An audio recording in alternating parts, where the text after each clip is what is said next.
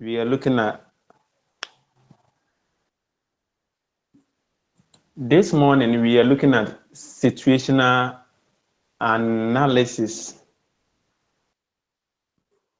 as the first step in designing a curriculum.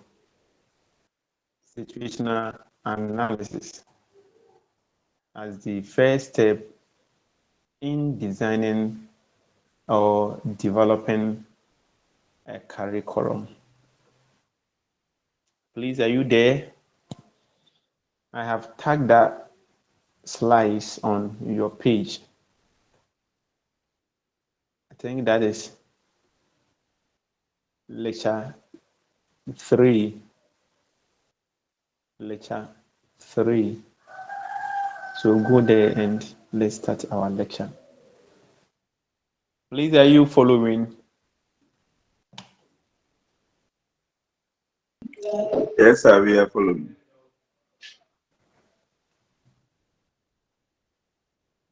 Okay. So now let's look at what we call situational analysis as one of the steps that are to be followed when designing a curriculum. So when we talk of situational analysis, as I have already indicated, is the first step in designing a curriculum where the needs, problems, and aspirations of a particular society are identified and possible educational solutions are provided through a feasibility studies. What do we mean by this? You see, in a previous lecture, we have expressed that the essence of designing the curriculum is to positively affect a particular kind of society. And when we design a curriculum, definitely the learners or students are the targets. They are people that have to be exposed to whatever that has been developed so that they go out there and affect the society in a positive way. So before we would design a curriculum, we have to conduct a particular kind of investigation. We have to do an inquiry. We have to embark in a kind of exercise into the society where the curriculum will be affected so that we consider the needs of the people in there, the problems that they are facing, and for that matter, they want such to be solved. The aspiration, the culture of the people in such areas, okay, will be identified so that at the end of the day, we will provide a possible educational solution through what we call a feasibility study. So we don't develop a curriculum in the vacuum. We don't wake up one day and decide to develop a curriculum, design a curriculum without looking at the needs. What is the gap in the society? What is the knowledge, right kind of knowledge are we supposed to provide to the learners so that the learners would absorb such kind of knowledge so that they will be able to use it positively in the society? What is the right kind of knowledge that could help to solve the problem of the society? What is the gap in kind of knowledge that has to be filled in the society? Okay, what is the problem that is existing in the society? What are the aspirations of the society? All these things, okay, are being looked at from the societal point of view. And we do that through what we call a feasibility studies. When we talk of a feasibility study, okay, what is it at all? When a study is described as being feasible, what is it? So we are saying that in conducting what we call situational analysis, if that is done through a feasibility study, it means that we try to assess that society in order to determine if that proposed project, that proposed curriculum that we want to develop is practical and is likely to succeed in the particular kind of society that we want to use it. So in a simple term, we are looking at the process of answering questions. For instance, should we do that kind of project? Or before you invest a lot of time, money, and effort into it? Or is it about making a smart go or no go decision? Typically, we evaluate a lot of things before we try to start whatever project that we would want. And the project here has to do with the designing or planning or developing a curriculum to affect a particular kind of society. Please, am I making sense? I think it is well understood.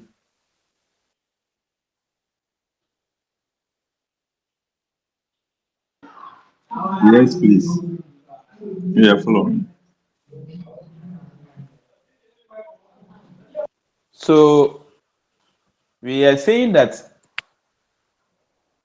for effective curriculum design, it must be based on a thorough assessment of needs, purposes, resources available, the previous historical underpinnings of the schools, and other peculiar situations in the school. So as I have already indicated that when you are designing a curriculum, there are a lot of things that should be put into consideration.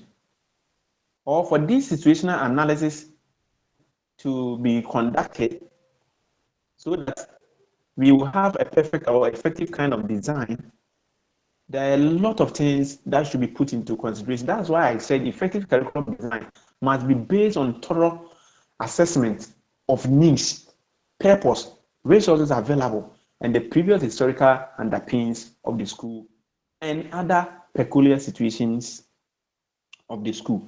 So, what do we mean by the needs, the resources available, the previous historical underpinnings of the school, and other peculiar situations which should be taken into consideration before effective curriculum design could be realized through what we call a thorough assessment. So here we would want to say that for the needs, we have to assess the needs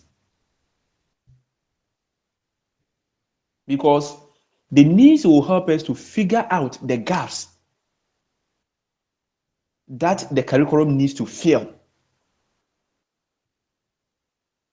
Are you there? So it would involve looking at three main areas. If you are designing an effective curriculum, a thorough assessment have to be made on the needs, the purpose, resources available, the previous historical underpinnings of the school, and the peculiar situation in the school. I am saying that we have to assess the needs. And the needs will involve looking at three important areas. The first one has to do with the learner's needs, the learner needs. So more or less, we are trying to say that the curriculum that you are designing definitely has a general kind of objective. Are you okay? And the objective of the curriculum should have various kind of sources.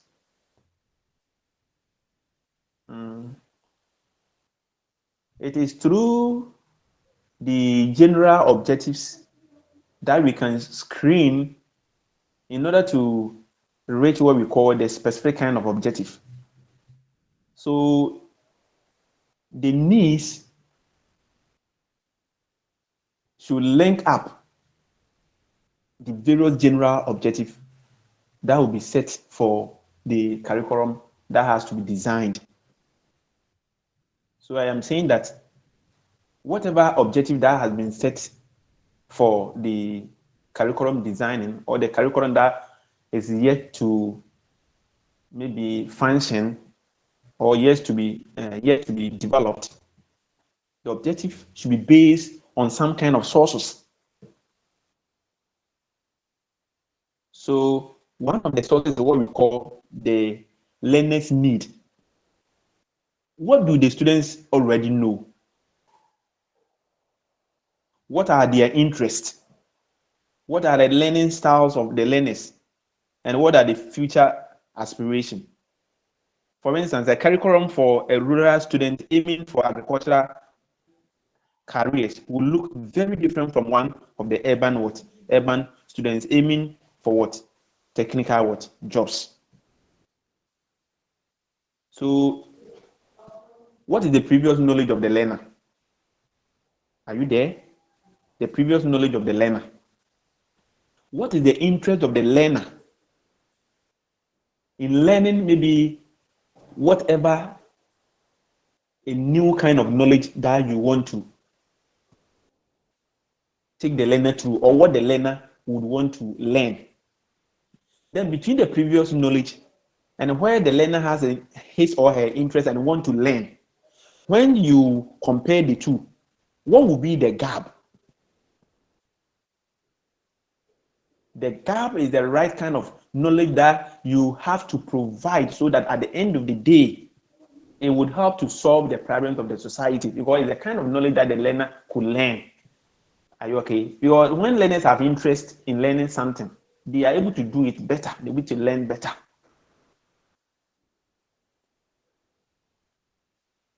Then other need that you have to consider, society has its own need. Though the learner will be part of the society in future, or even as he or she is schooling, is still part of the society. But we have the needs of the society too. What skills and knowledge does the community or the country require? This could include specific job skills for local industries, specific values for responsible citizenship, or understanding of present issues. As we have already indicated, when you are designing a curriculum and you find out that society would want to produce maybe an ICT-oriented kind of individuals, it is what you would consider in that kind of curriculum designing. It's the knowledge that you will let learners that will make use of that curriculum go through, so that at the end of the day, you are able to provide the need of the society, because that is what they want. That is what they think when they are able to get in their society. It will help them to address the problems of the society. Then the subject matter needs. What are the essential concepts and skills within the subject that must be taught for students to progress? So I'm saying that under situational analysis, which is the first stage in designing a curriculum, if we are supposed to have effective curriculum designing, it should be based on thorough assessment of the needs. So the needs is what I've talked about: the needs of the learner, the needs of the society, then the subject matter needs. I am saying that it is through these things that even the general objective of the curriculum can be framed from. Then the essence of these needs that I've talked about is to ensure that the curriculum is relevant and purposeful. It directly connect learning to the real lives of students and the demand of the world the world enter in future. Then we have to evaluate the available resources too in designing a curriculum under the situational analysis. The resources available have to be evaluated. This is a practical reality check. It is true. A curriculum is only as good as schools' ability to implement it. Key resources to evaluate. This is where I have problem with our Ghanaian leaders. Most occasions, when they introduce what we call a recommended kind of curriculum, at the end of the day, we might need what we call a supported curriculum. But when they recommend the supported curriculum is not being linked up. The supported curriculum talks about the instrument, the resources, the materials, the tools, the equipment that might be needed in order to what? In order to implement the recommended materials. But they don't sometimes care. They don't even take those things into consideration. The only thing that they want to do is to bring the ideas. Okay? When they're able to make consultation with some authorities, at the end of the day, they are able to propose something and want teachers to implement them. But if it would be implemented, resources are available are very important. That is why when we are analyzing the situation on the ground before the curriculum will be developed or will be implemented or will be designed, rather, we have to factor the resources that are available. So a curriculum is only as good as the school's ability to implement it. So in talking about that, we might need what we call human resources. We need physical resources. We need financial resources. Okay. So under human resources, we have to ask the kind of curriculum that we want to design, we want to develop. Do teachers have the necessary training and expertise to teach the new curriculum? Would they need professional development? What is the student-teacher ratio? Under the physical resource, does the school have the required facilities like science labs, libraries, computers, or sports equipment?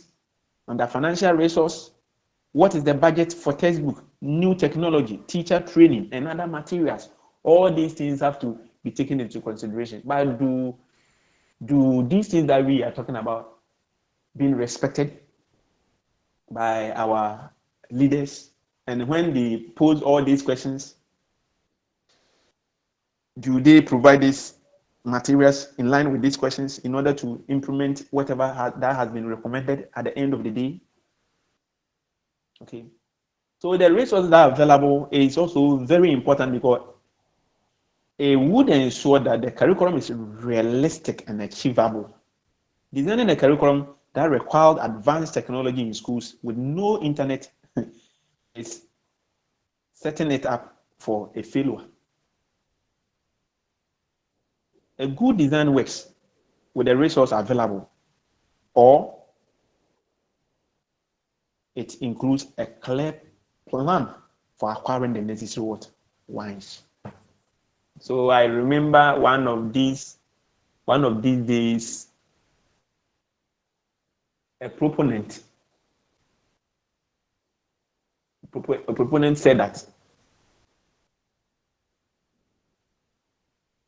when we have a rich kind of ideas, experiences, talents in developing a curriculum, if at the end of the day, the materials that we might need, the resources that we might need are not available, it would be difficult for that rich ideas to be implemented at the end of the day. I also mentioned a previous historical underpinnings as one of the critical things that might be also be considered if we want to have an effective design. We want to design a curriculum, okay? Then we have to look at the school's past. It is not that we have never designed a curriculum for our schools before. We want to maybe design a new curriculum. So here, we have to look at the school's past and its culture. It is about learning from previous experience. It is true. If we forget our history as people, as a country, as a nation, then we will find it difficult to develop as people or as a country. Okay, so here we have to learn from previous experiences. That is why we are saying that we have to understand the historical underpinnings. So we have to understand the past kind of curricula, what has been taught before, what were the successes and failures of previous curriculum, and some kind of changes. Why were those changes made? Are you there? These things are very important. Because when we are able to understand the historical underpinnings of our schools, it is there that we will maybe able to determine the right kind of information, the right kind of situation, conditions, and activities that we have to integrate into the new kind of curriculum that we would want to design at the end of the day. Then the historical underpinnings, as I mentioned, the past curricula, we have to also consider the school culture and values that existed in previous days. So here, what are the school traditions, missions, unwritten rules? Is the school community that the teachers, parents, administrators generally open up to change or resistant to it? The change that we want to bring. Are the stakeholders of our education ready? Are you okay? Then the community history. Community what? History. The school that definitely the learners will be there in order to learn whatever. What is the history of the community? How has the school relationship with the local community evolved? What are the community expectations of the school? These things are also effective because it does ensure that the curriculum fit the unique identity of the school and avoid repeating past mistakes. It builds on what institutional strength and anticipate potential resistance. That is allowing designers to create a smoother path of what? Of implementation or for implementation. So to conclude, I would say that by considering these areas that I've mentioned, the need, the purpose, the resource available, the historical underpinnings, and others, will definitely help, okay, to come out with a sound and practical and deeply relevant kind of curriculum which we would implement, okay, in order to help solve the problems of what of the society. Still under the situation analysis. Beside the collection of information, it involves identifying tasks. Apart from collecting the information, I'm still under situational analysis. So as a first step, beside the collection of information, it involves identifying tasks, problems, seeking solutions, and possible resources that would be what needed. So apart from the fact that we collect information from people, some stakeholders, not every individual that will be consulted in our society. I remember one of these days, one of you asked the categories of people that have to be consulted when we are designing a curriculum as a result of this situational analysis that we are talking about. Okay, we have people that are known as stakeholders. I've already indicated that stakeholders are individuals that benefit from the curriculum, okay, that has to be designed. And if one day the curriculum is not there, they'll be affected. So the individuals that we would interview, we will consult, are you okay? In order to obtain information. Okay. Apart from that, involve identifying tasks, problems, seeking solutions, and possible resources that would be needed. So to make it simple, situational analysis is a crucial study or examination of the society for which an educational proposal is being designed for. It is what a crucial study or examination of society for which an educational proposal is being designed for. We have proposed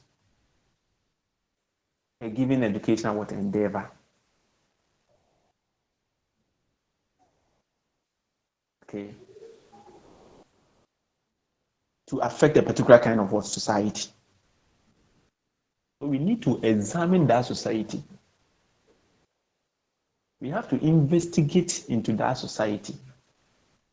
Know more about that society so that at the end of the day, whatever design that we want to make, okay, will be effective, will be successful. We'll be able to solve the various problems why the design has been what? Has been made for.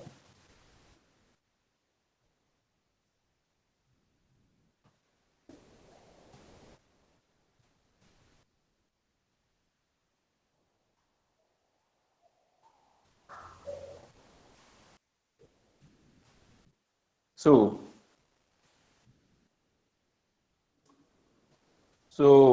steps to follow when considering situational analysis. Steps to follow when considering situational analysis. I've mentioned the situational analysis, the first step that we have to consider when designing a curriculum to affect a particular society or community or a nation.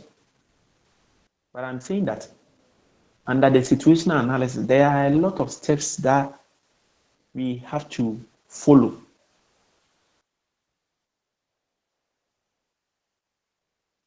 And the first step is the preparation to be made for the need assessment. Okay. The first step is the preparation to be made for the needs assessment, including decision about time assigned, resources to be used, those who will be participants, focus group, among others. So the first step is what we call the need assessment. The need assessment.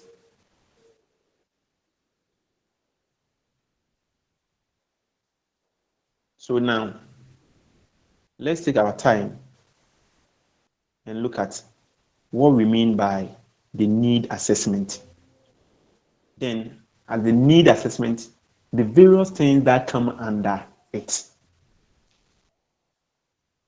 In a simple sense, when we talk of the need assessment as the first step under situational analysis, we are talking about a systematic process of finding.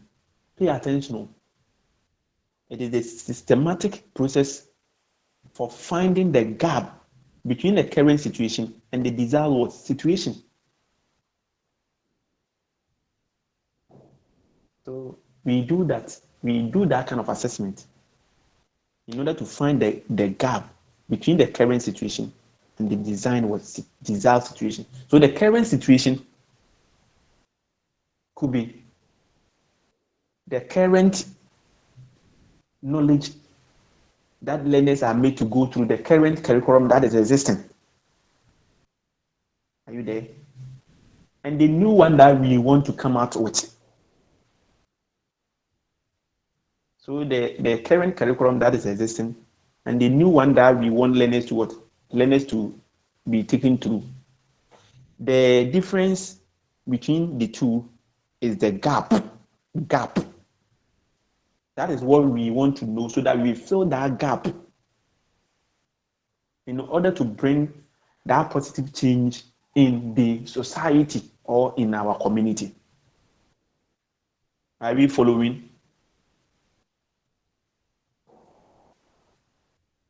Yes, sir.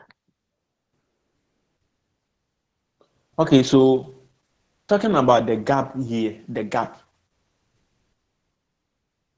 Think of it like a doctor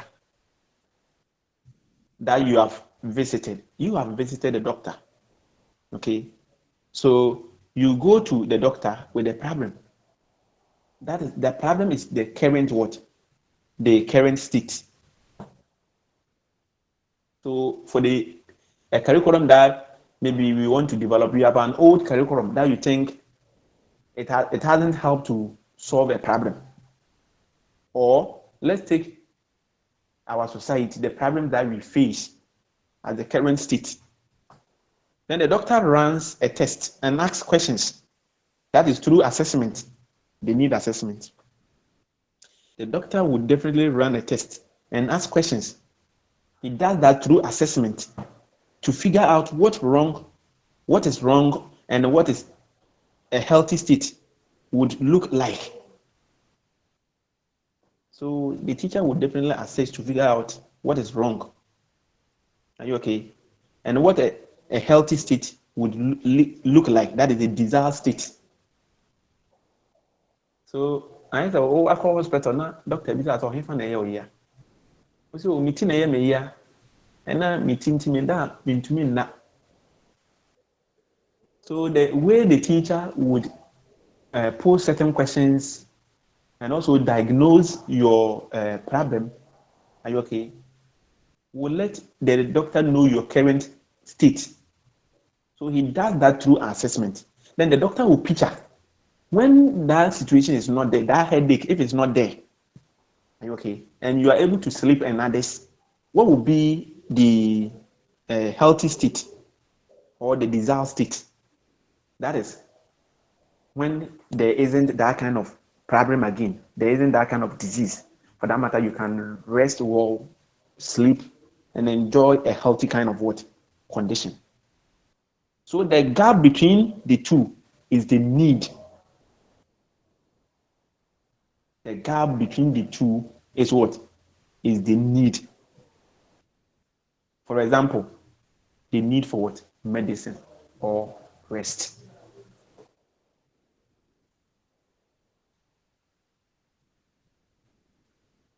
So let's try to come to our field of education. So in the fields of education or in the field like education,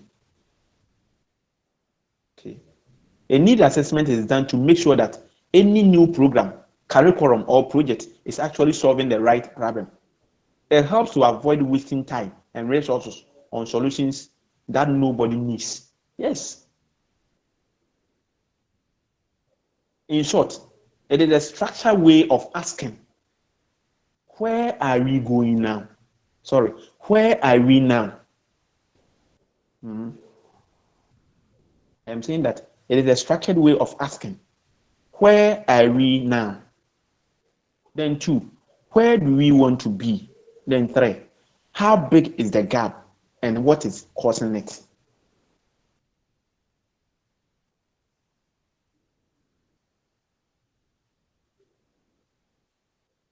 So I mentioned that under the first step, which is the preparation to be made for need assessment, okay, includes one, time assigned, resource to be used, those who be participants, focus group, among others.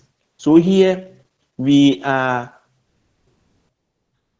looking at the first aspect of it, which is time assigned. So this isn't just about setting a deadline for whatever design that we would want to make, but it's about creating a realistic time for the entire need assessment process. What is the entire time that has to be used for that need assessment? We are not talking about setting a deadline, but we are looking at a realistic time for the entire need assessment process. So here we would take decision that has to do with overall duration. How long will the entire process take? Maybe from today until the final report is submitted. Talking about weeks, months, So are we to break this exercise or project into phases, and each phase would have a deadline or something of that sort? Are you okay? Where maybe we will say that, oh, phase one, let's plan and have maybe a tool that we can use to, let's say, engage in this kind of exercise that we want to do. How are we going to maybe elicit some kind of responses from some individuals, or the data that we have gotten from them? How are we going to, let's say, analyze it and interpret it to make meaning? What is the report are we getting out of that kind of data that we have analyzed, and how are we going to present the report? Are you okay? So it has to do with scheduling specific activities. When are we going to conduct interviews so that we don't, if learners would definitely be involved or will be needed, if teachers will be needed, so that we won't disrupt, let's say, classes. Okay, who are the, sorry, when are the focus group being maybe brought on board at the end of the day? So certain date and other important timelines or time period is what we are talking about here. So the need assessment, the time assigned is very important. Then resources to be used are also very important. This is about identifying and allocating everything you need to complete the assessment successfully. You might need resources in order to do this need assessment. You will bear with me that definitely financial resource can never be left out. What is the budget? This will talk about maybe the cost for printing, surveys, travel for interviews, if we might need some kind of software for the survey and others. Okay, we have to provide maybe refreshment for focus groups and participants, focus group participants and others. Then we might also need human resource who is part of the assessment team. Will teachers be given time away from their classes to conduct the interview or analyze data? Are you okay? Do we need some kind of administrative support? Okay, so that maybe at the end of the day, they would also impact on maybe the teachers who will do the work. Okay, so now under the resource, we would decide who is responsible for what is what vital. So all the information and others that we are going to get through interview and others, the right kind of people, those that have the skills, the expertise that will be used, and all these things are also very important. Even we can still talk about materials and the technical resources too that might be required. We might need laptops or computers, okay, Google Forms, audio recorders, because definitely when you are conducting interviews, and sometimes physical what? Spaces like meeting rooms for what? Focus groups. Because definitely we might need them, or we might need ideas from these kind of people in order to what? Develop whatever that we would want.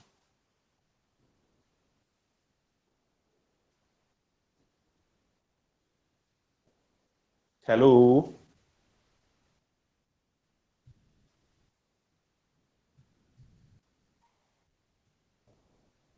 you will not mind me.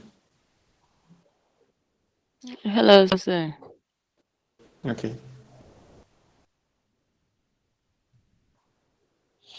Okay, Please, now. Yeah. please, I would like to ask some question with regards to the first test, like the time Yeah. assigned and then the resources. Mm-hmm. Like, I would like to know whether the time assigned will be the time that they are being designed for the curriculum implementation, or the time Okay. assigned for, yes. Yes. Let's limit ourselves to the step that we are talking about. Oh, okay.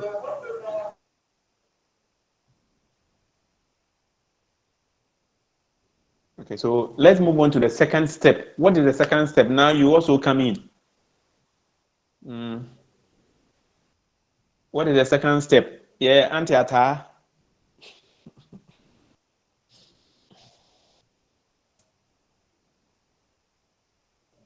Most of your colleagues did not join today's lecture. Most of them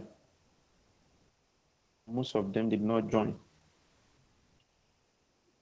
I don't think the students here will be more than 20.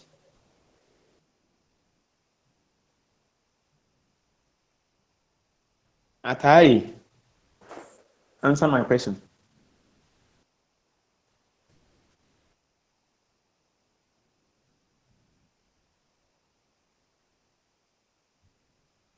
Yeah. Steve. Oh, okay. So the second step deal with the coming out with the goals and then the outcomes of the educational curriculum that you want to like bring out. So here, before you can embark on any journey, you need to know the main motive behind the curriculum. So maybe if the society is facing maybe a moral problem, then you need to know the outcome that you want to come out with the curriculum. So here, they come out with the motive and then the goal for the curriculum. That's important for the society.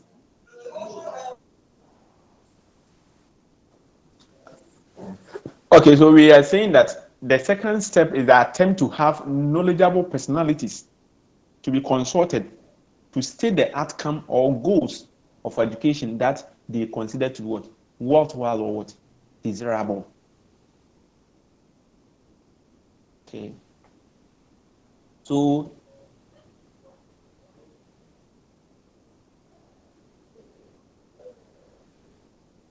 here we need people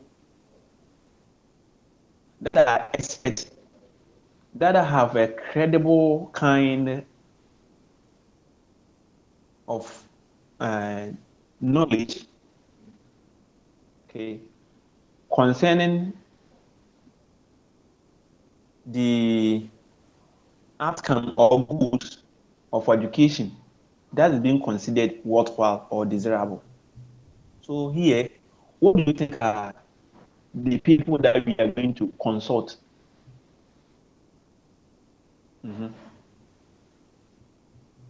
What do you think are the caliber of persons or the group of individuals that we would consult at the end of the day?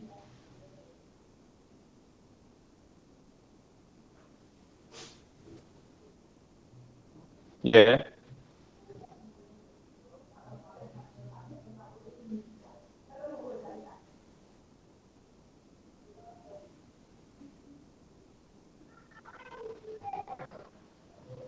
Are you people there?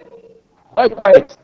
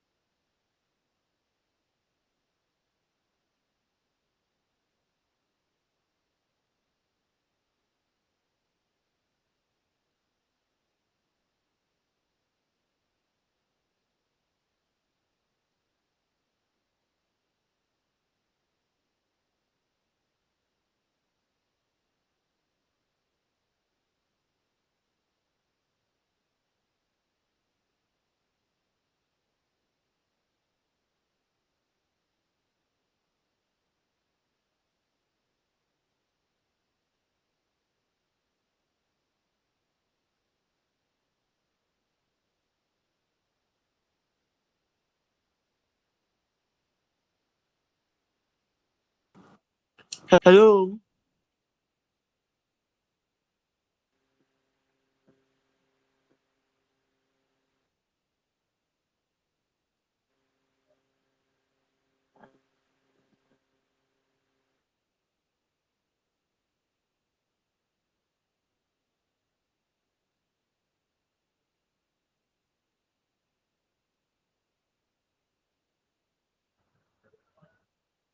Hi, my sister.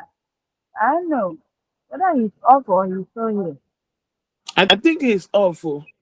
Yeah, it seems the network at home.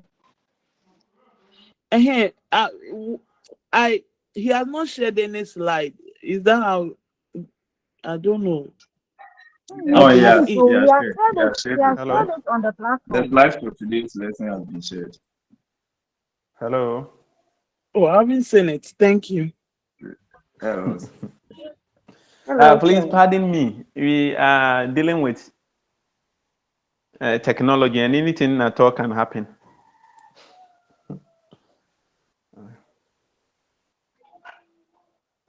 Welcome back, sir. Okay, so we were on our second step.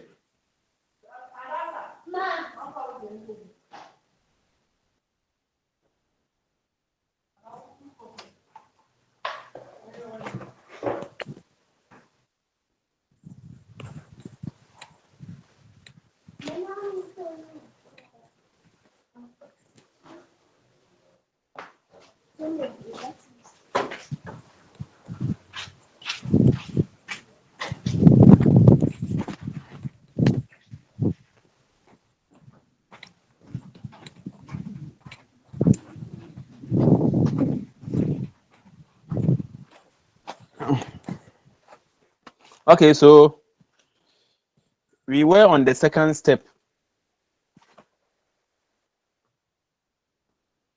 and we said that it is the attempt to have knowledgeable personalities to be consulted to state the outcomes or the goal of education that they consider to be worthwhile and desirable.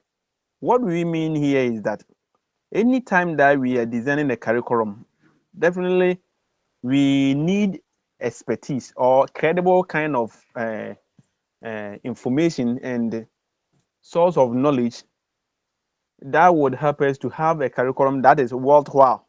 And this kind of knowledge will definitely come from some individuals with a rich experience and some kind of talents and initiatives, such a way that the kind of knowledge that we will pick from them will not be the kind that wouldn't yield the right kind of what curriculum. So we might need people that have expert knowledge in reference to the subject matter. So often we use university professors, researchers, or leading professionals in some specific field. So if it's the curriculum that we want to develop, are you okay? The curriculum that we want to develop has to do with, let's say, history. Are you there? History or social studies or whichever form. Okay, definitely we need people that have the right kind of uh, uh, information from such kind of source.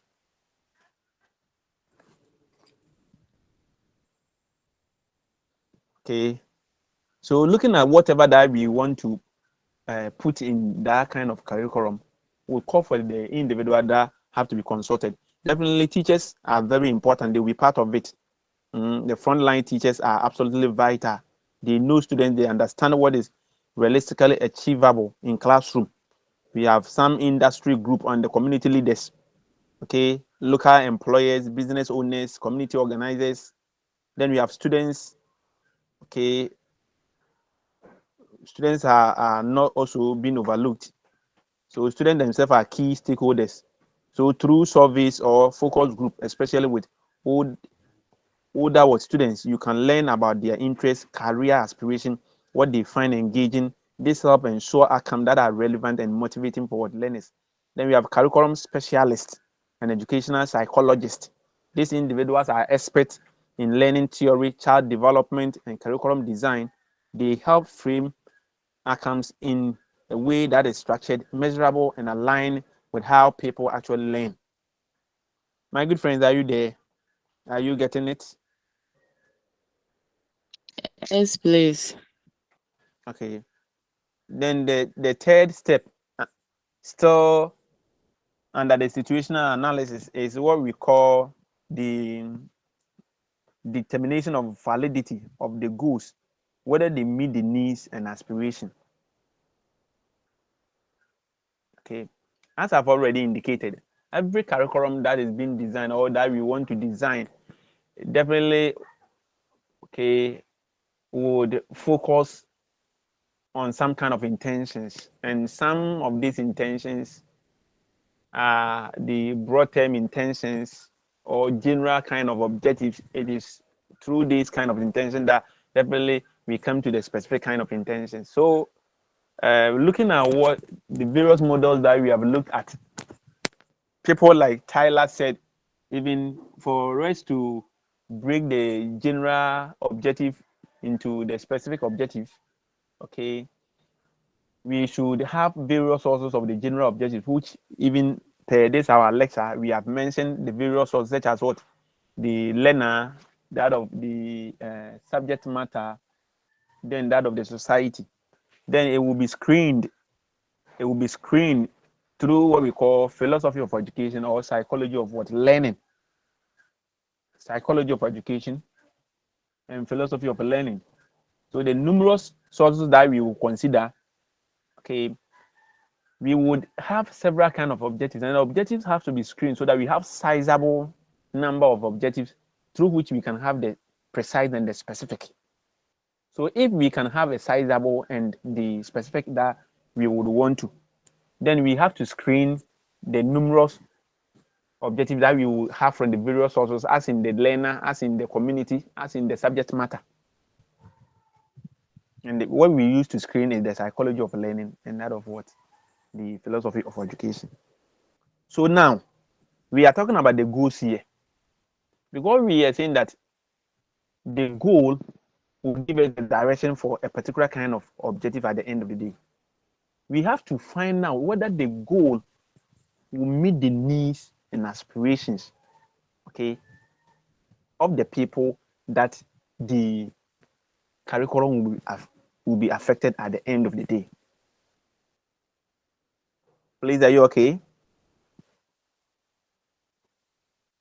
Definitely, we said this situation analysis would help us to get information from various sources, looking at what that we mentioned, okay, in the society. Is not any individual that we approach in order to obtain information. We have stakeholders and people that definitely will fall on them. So we want to say that whatever information that we obtain from the various sources, at the end of the day, are they in line with the goal of the curriculum, so that we would realize that what the people in our various communities or society want to achieve at the end of the day is what maybe has been captured and will definitely link with the goal. Most occasion, the classroom situation, the objective that we set for our learners, okay, are a bit kind of realistic, specific, and measurable than the general goal.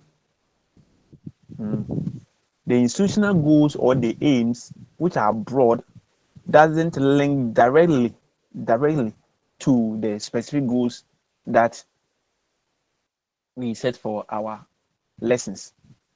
But what we are saying is that through the mediate goals,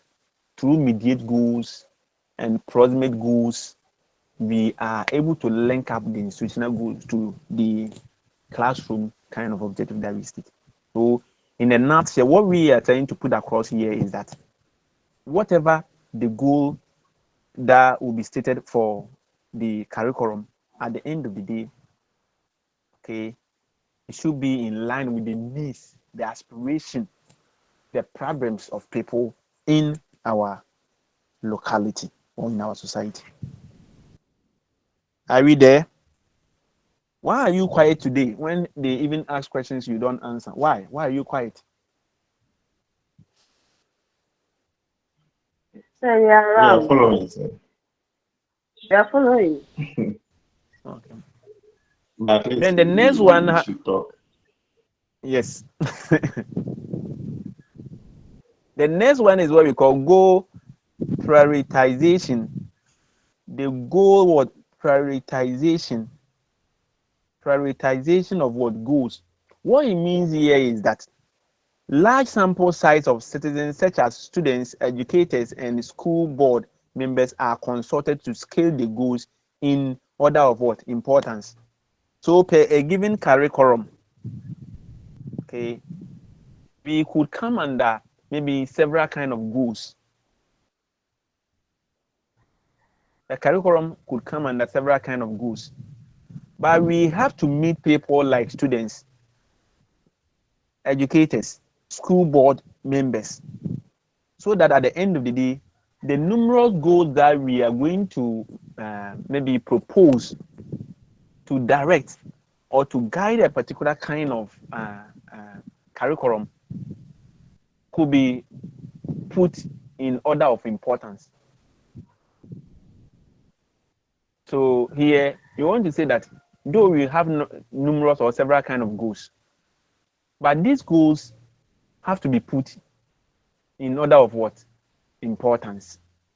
So the most pressing one will be on top, followed by the others that might be important, but maybe not as important as the one that might be put on the top. So we have to put the goals in order of what important. That is goal prioritization. Yeah. Sorry to come in here. In consultation, Okay. won't community members, like stakeholders, parents, and all that, won't they be also be consulted? Yes. So we are saying that here sample size of citizens such as students, educators, and board members are consulted to scale the goals in order of what's important. They are also part.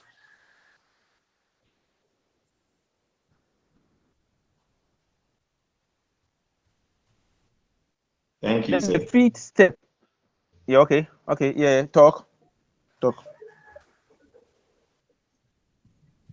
Thank you for this. Okay, so the next step is to translate the goals into objectives that are measurable and achievable. As I've already indicated, most occasions, institutional goals or institutional aims are broad. Even general objectives are broad. They have to be expressed in what? In a measurable sense, in a behavioral sense, in an achievable sense.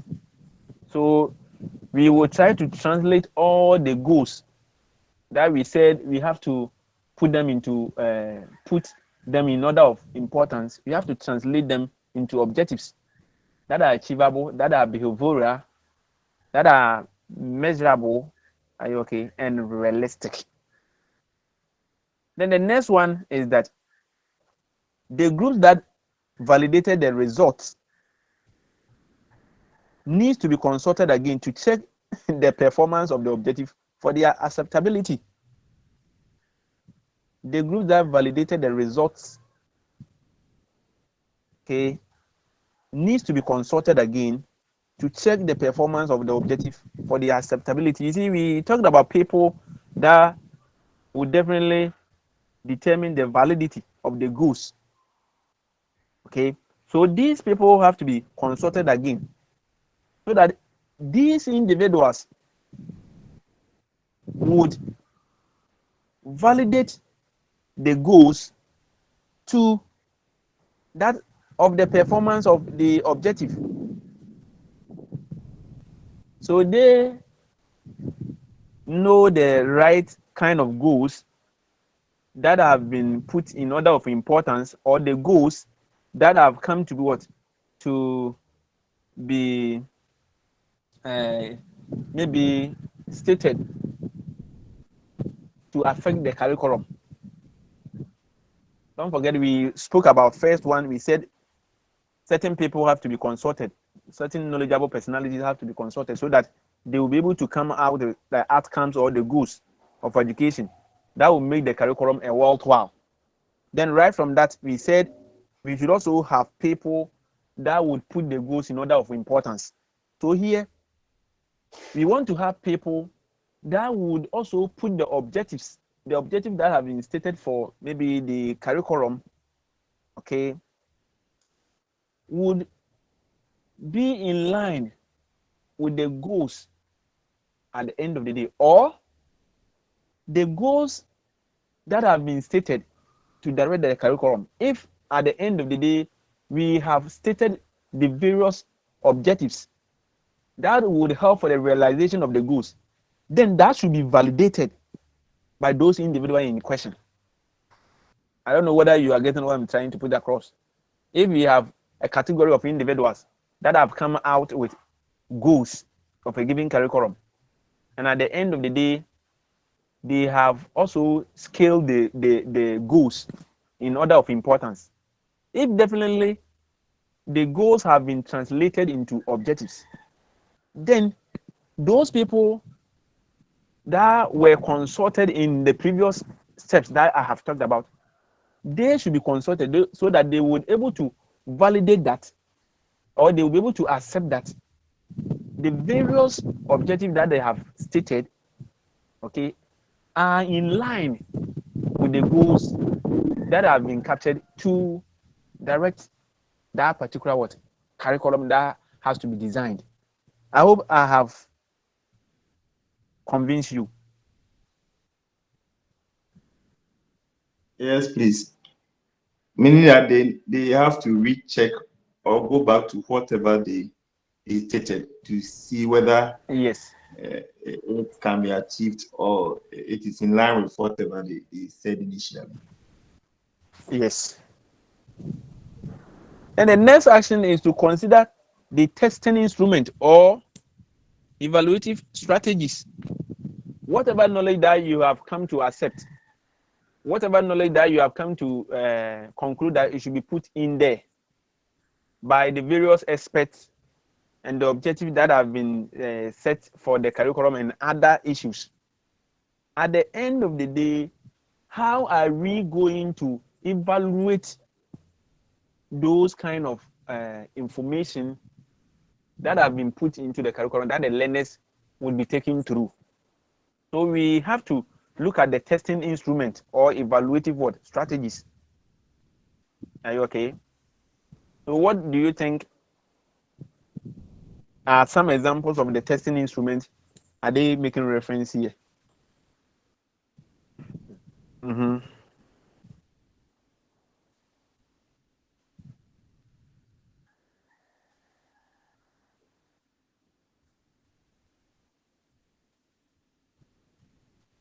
When they are not talking, it means that they don't know.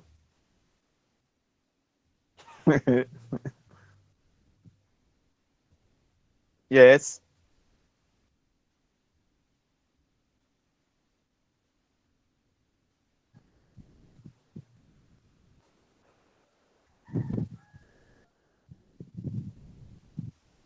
Okay, so now we are talking about some kind of various tools and methods that can be used to measure what students have learned or what students will go through. Okay, so they are designed to see if students have met the learning objectives that we have talked about. So the testing instruments, we can have something like maybe, yes, how that they are going to be assessed. So what are we going to use to assess them? Are we going to give maybe a written test? Are you okay? Objective test? Are we going to take them through what we call performance-based assessment, where they will do projects, presentations, portfolios, Are we going to use observational tools, okay, to maybe assess the learners, where we would assess learners based on some kind of checklist? Okay, we can decide to use maybe various kind of criteria. For instance, we want to maybe find out how the learner is being respectful, how the learner is of a particular kind of behavior. So we set some kind of items, and through set kind of items, we are able to find out whether the learner will be able to do or has whatever that we intend to check. So we are talking about the kind of the tools, the methods, okay, used to measure what the students have learned or will learn when they go through the curriculum. I think we are okay now.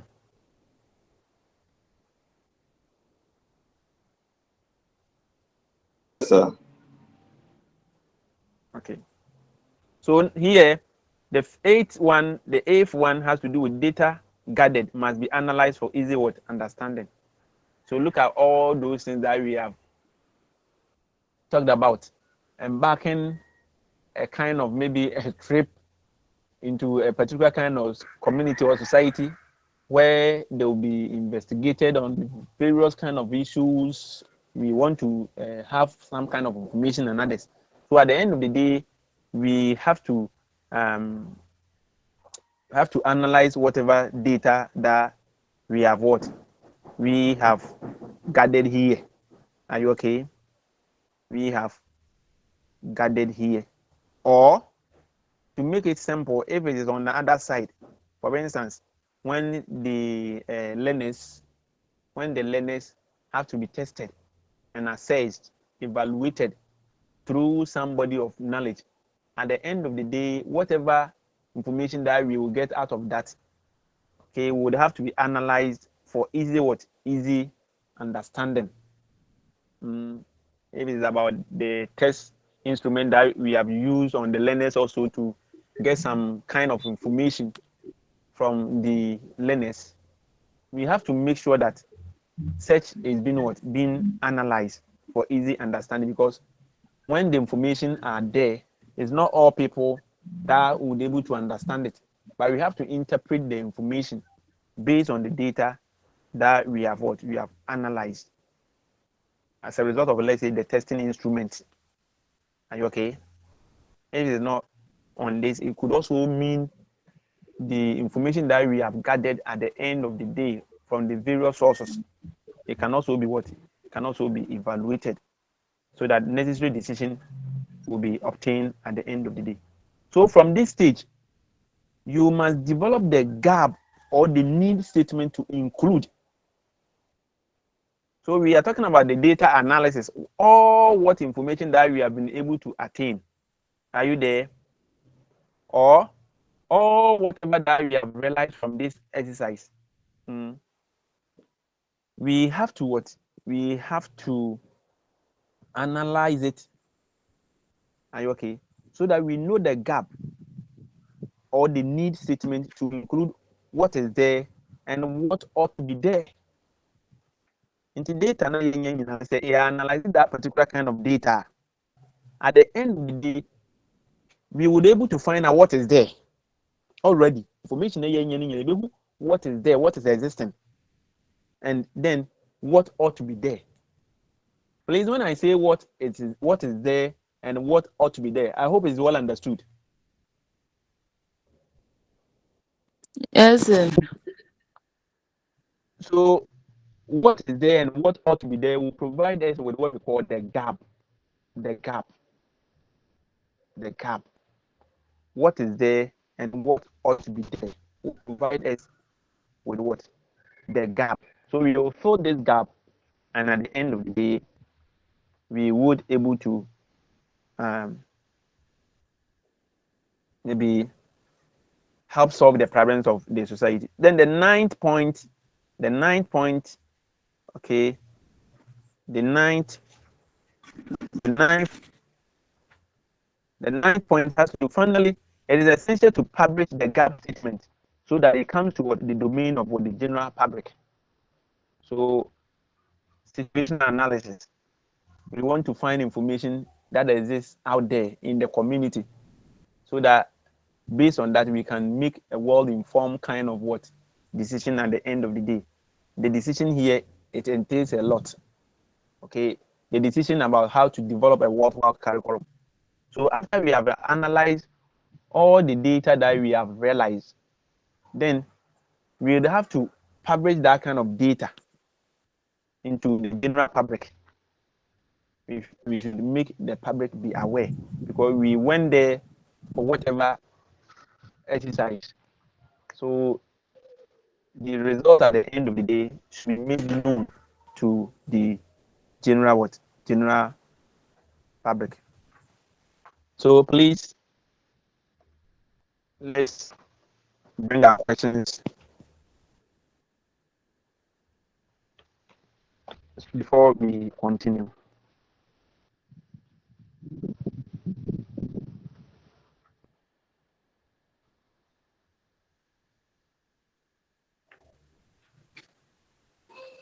Hello.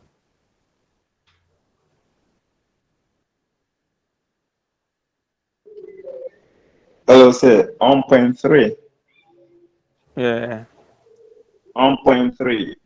It talks about how the step is to determine the validity of the goals. Okay, so in fact, I It's not was point not three. around. That is not point three. Step Validity 3. of the goals is not point what? The third step, that's the third step, is to determine the validity of the goals. Hey, Whether are they you meet sure? the needs and aspirations. Yes, whether they meet the needs and aspirations. Okay. That is not. Is it the next step? That is not point 3. That is Point, it. That is if it. you say point 3, then do you mean the third I step? said step 3. The third step, yes. Yes. Okay. Sorry. Well, yeah. Yeah. So it says to determine the validity of the goals. So how is it determined? It's not. Read again. Read and end it. Don't end there. Is to determine the validity of the goals, whether they meet the needs and aspirations. Yes. So you see, in the community, there are needs of the people. There are the needs of the learners. Are you okay? Then Yes, sir. we also talk about that of even the subject matter. So I have dived into all these needs and even the problems of the society, what they want to realize at the end of the day. So what we are saying is that the goals that have been stated to direct the curriculum, are they linked up? Do they center on these needs and aspirations or the problems of the society? That is what we mean here. So, for instance, as you were talking about, we can still interview, we can do interview, we can still consult those individuals. Are you okay? Those individuals Yes. that would definitely enjoy from the curriculum if they are there, and if one day they are not there, they will suffer. Okay, we would interview them, we will consult them so that they would determine whether the goals that have been set for the curriculum or the goals that would direct the curriculum center on the needs, the preference, and the aspiration of the people in the society.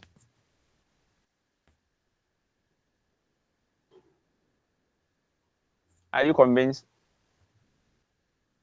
Okay, sir.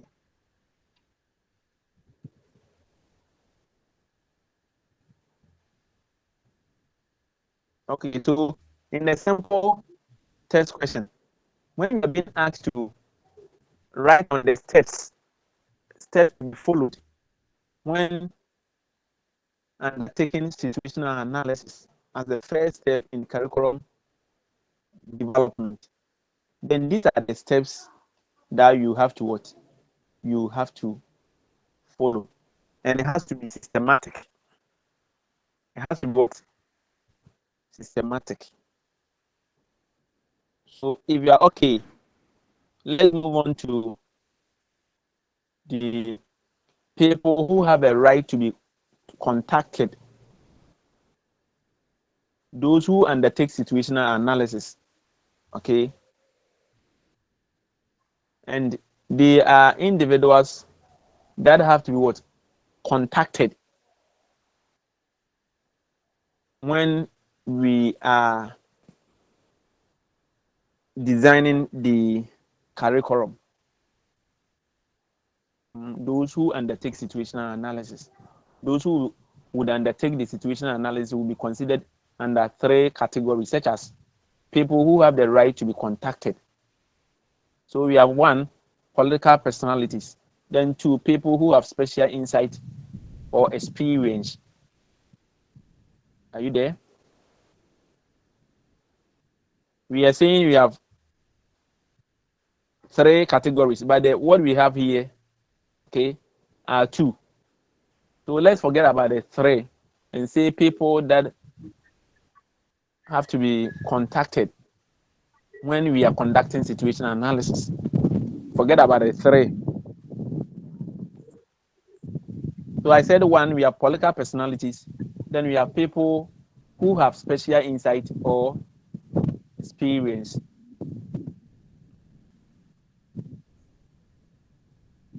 So these individuals that we have talked about include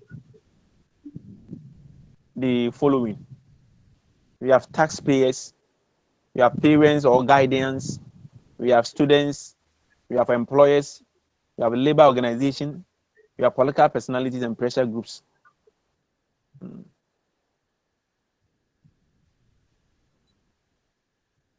So now, you will tell me, get ready. Get ready.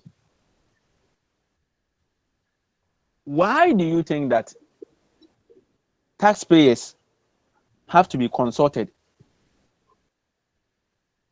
Okay, when we are conducting situational analysis or when we are designing a curriculum.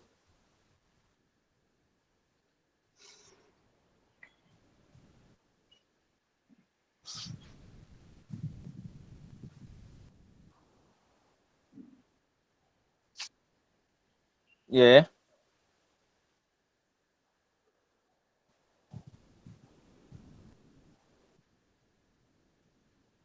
Muniho. We are Sir, here. please, we are here. Hello, sir. Hello, sir.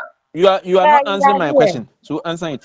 We are here. That's what Yeah. will show that you are there. You are not answering my question and you are saying you are there. Answer the question. Sir, because there are taxes that will be used to finance the process. Sir. It is their taxes. That is going to be used to finance the process. Sir. Okay. So for that reason, they need to be in the know. Okay. Yes. It is their monies that will be used to either implement that proposed ideas or that educational initiatives at the end of the day. So we have to consult them so that we will seem to give them some kind of respect and recognition so that they also continue to pay more taxes in order to raise the revenue of the government so that the government would able to translate whatever that idea that he has come out with into practice at the end of the day.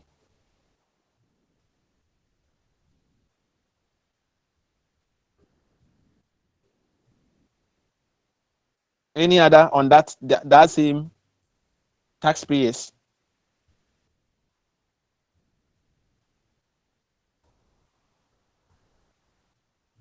Okay, so now, why do we have to also consult parents or guidance?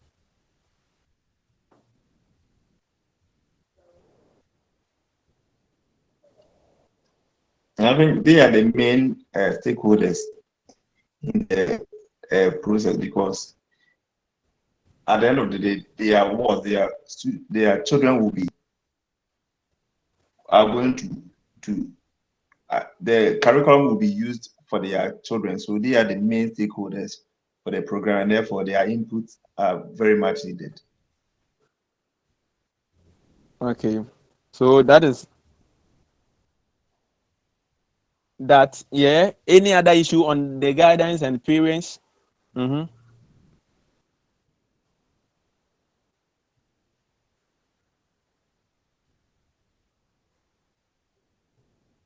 For today, you haven't been interactive at all. Okay. I don't know whether you didn't eat before enjoying this section or something like that. Okay, so say one You reason want why to say something? parents Yeah. so one of the reasons why parents should be considered in situational analysis or undertaking situational analysis is that parents actually provide information about their children's needs, their challenges, Okay. their weakness and strengths. So in that case, um, when you're designing the curriculum, you may know the challenges of your learners because the parents are going to provide that information, and then you know how to go by it. And also, parents also bear the responsibilities of school fees. So if by the end of the day you don't consult them and then you create your curriculum or whatever, and they decide not to also meet it, or they are not able to meet it, that would mean that it has not actually been achieved. Thank you. Okay. Okay, madam. Okay. Okay. So, what about the students? What about students?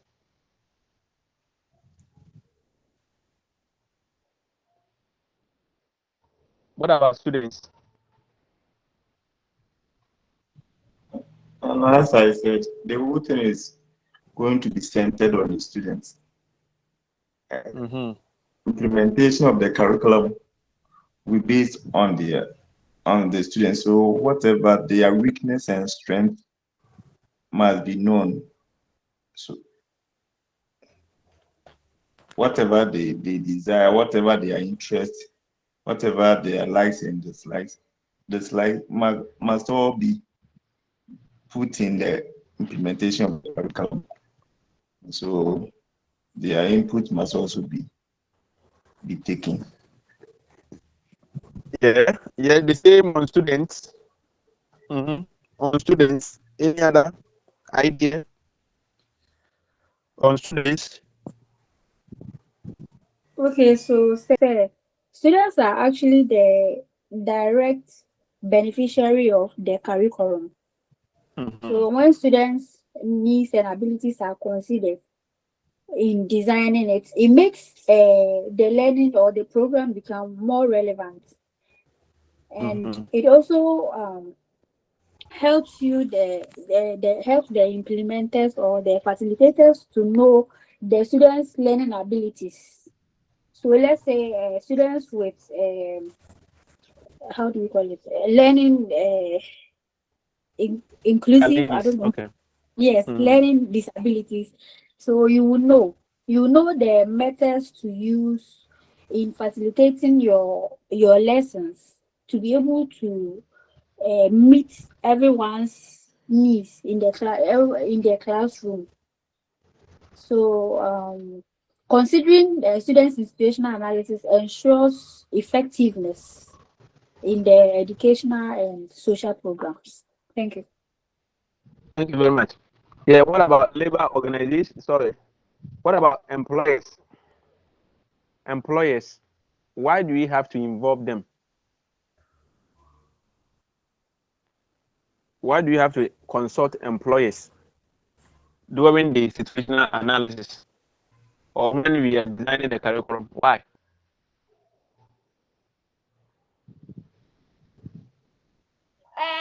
Okay, sir. I Yeah. think that in planning the situational analysis, we have to consider the employers because we have to know their needs, the skills that they need, or the people that they need to employ, so that we will prepare the curriculum to suit them, so that when they come out, they can get jobs. That's how I Okay. understand it. Yeah. I need more. More. Next. What about labor So, organizations? Okay, bring it. so about the employers, no, Yes. Okay. they should be considered because they play a key role in the whole thing. So that's like the economic growth and the skills development. And um, I don't know why I'm fumbling. So this I will come again. Okay. You come again. Labor organizations. Why do we have to involve labor organizations?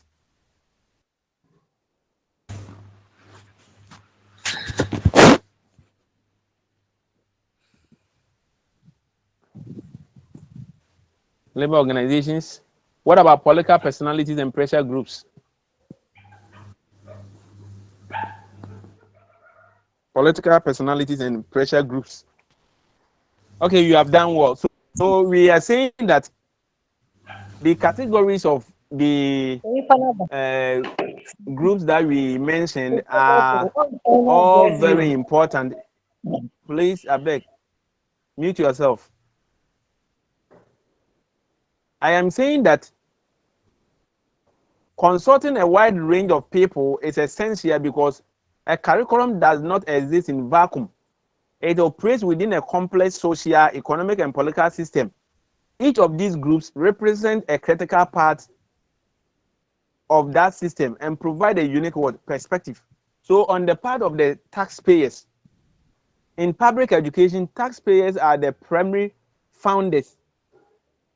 They are the primary funders. I'm saying that they are the individuals that help for the implementation of the curriculum in an indirect sense, because it is through their monies that the government is able to have revenue and provide some for the various activities that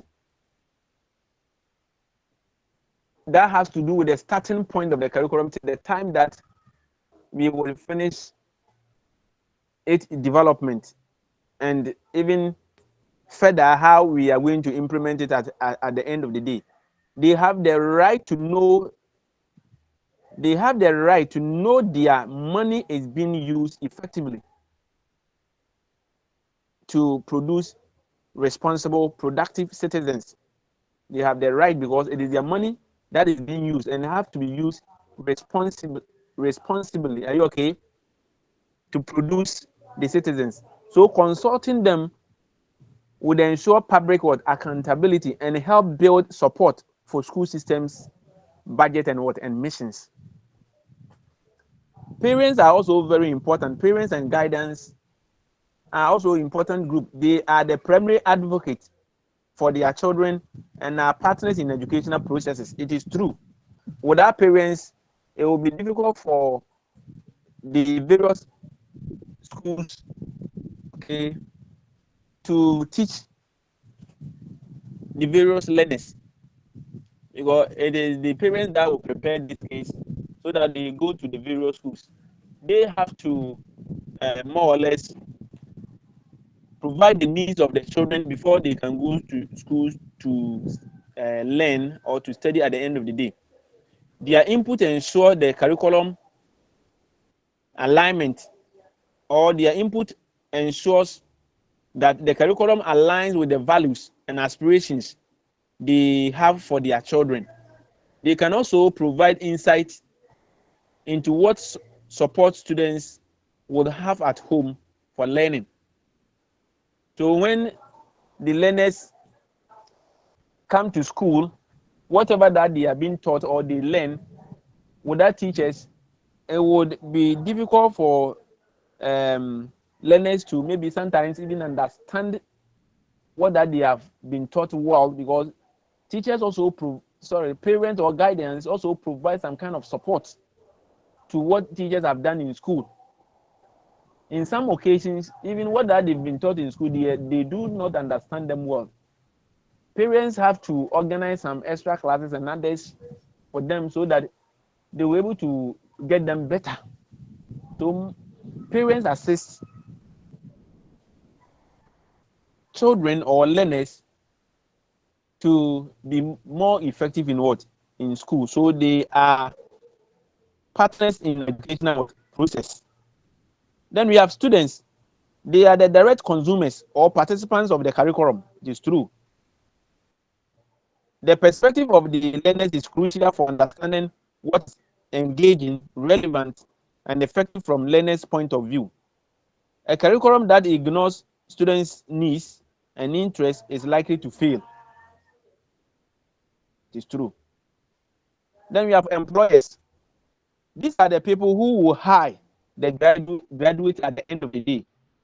Their input is vital for ensuring the curriculum teaches the practical skills, knowledge, and the work ethic that are actually in demand in the current and future job market. This addresses the question, is the curriculum preparing students for real world careers? So the employers also contribute immensely towards the curriculum design and even its implementation. Because if they don't come in, at the end of the day, they wouldn't able to make available the skills that they need in the future life of these kids that will be enrolled in the schools or in the various schools. So they have to address the question whether the curriculum is preparing students for real world careers. Then the next is labor organizations. So similar to that of the employers, labor unions represent the interests of workers in specific trade and industries. They can provide detailed insight into the industry standards, require certifications, and specific skills needed for skilled jobs, which is especially important for vocational and technical education programs. Then that of the political parties and pressure groups. These groups shape the legal and social framework in which the school operates. Political personalities like ministers or education or legislatures, those that we call the parliamentarians, set a national educational policy, determine funding levels, and pass laws that schools must follow. Their input ensure the curriculum is legally aligned with the national goals. Then on the part of the pressure groups like environmental and religious or business groups, advocate for specific values or content to be included or excluded. Consulting them help the curriculum designers understand the broader and societal debates and expectations surrounding education.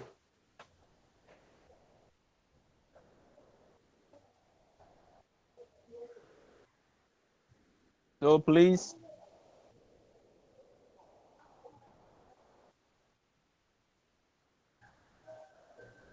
these are the reasons why these group of people are very important when it comes to the situational analysis as a first step in designing a curriculum.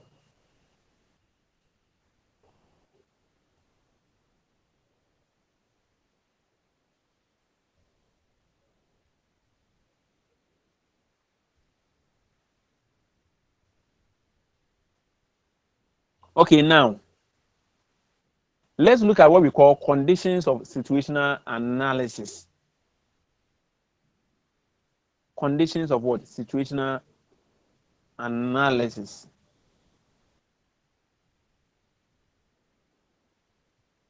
What do we mean by these conditions of situational analysis? You see, according to Skolbeck, 1971, according to Skolbeck, 1971, Skolbeck was one of the proponents who also came out with a model of curriculum what? Designing. But we did not talk about his model. But I want to tell you that he was one of those that also came out with a curriculum model. So Skalbeck 71 stresses that in order to gain full insight into the situation on the ground, we have to consider two factors. So we are saying that when we are embarking on what we call situational analysis, okay, there are certain conditions on the ground that we have to consider. There are certain conditions on the ground that we have to consider. And these conditions can be put under two factors. We have the internal condition and that of the external condition. Internal condition and that of what? External condition. When we talk of the internal condition or internal factor, what is it? When we talk of the external condition or the external factor, what is it? So let's take our time and look at what we call the internal factors and that of the external factors at the end of the day. So the first one that we are looking at it is what we call the internal conditions or the internal factors that we have to take into consideration when conducting situational analysis. So what is this internal factors? The internal factors look at what is pertaining to the school. What is pertaining to the school? Because at the end of the day, whatever curriculum that we are developing, okay, will be implemented by the school. So what is pertaining when we are designing the curriculum? Okay, what is pertaining in the school at that point in time, at that current state or stage, have to be looked at. So what is pertaining to the school is what we call the internal factors. While the external factors look at the conditions pertaining outside the school but have impact on the school. Okay, so the external conditions has to do with the external factors has to do with the conditions pertaining outside the school but have impact on the what? On the school. So we are looking at some circumstances under the external. We are looking at some kind of circumstances that do occur outside the school, the premises of the school, but definitely have some kind of impact on the school. So we could say that those factors that occur outside the school, what it means that they occur within the, let's say, the larger community or the society or the nation, but have some kind of bearing on the school. So such is the distinction between the internal and the external conditions of the situational analysis. I think it is well understood.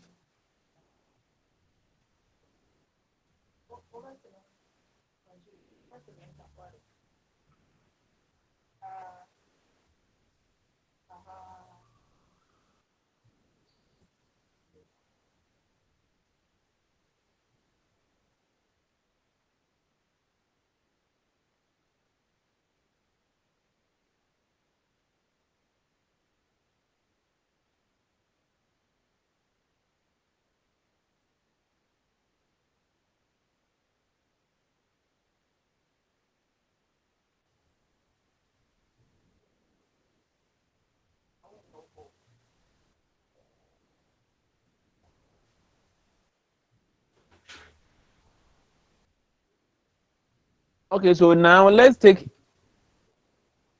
the internal conditions of the situational analysis one after the other and digest them. So one of the internal conditions of the situational analysis is the conditions of the learner. Then two, teachers in the schools. Then the third one, schools ethos and structure. Then the material resources. Then shortcomings in the existing curriculum.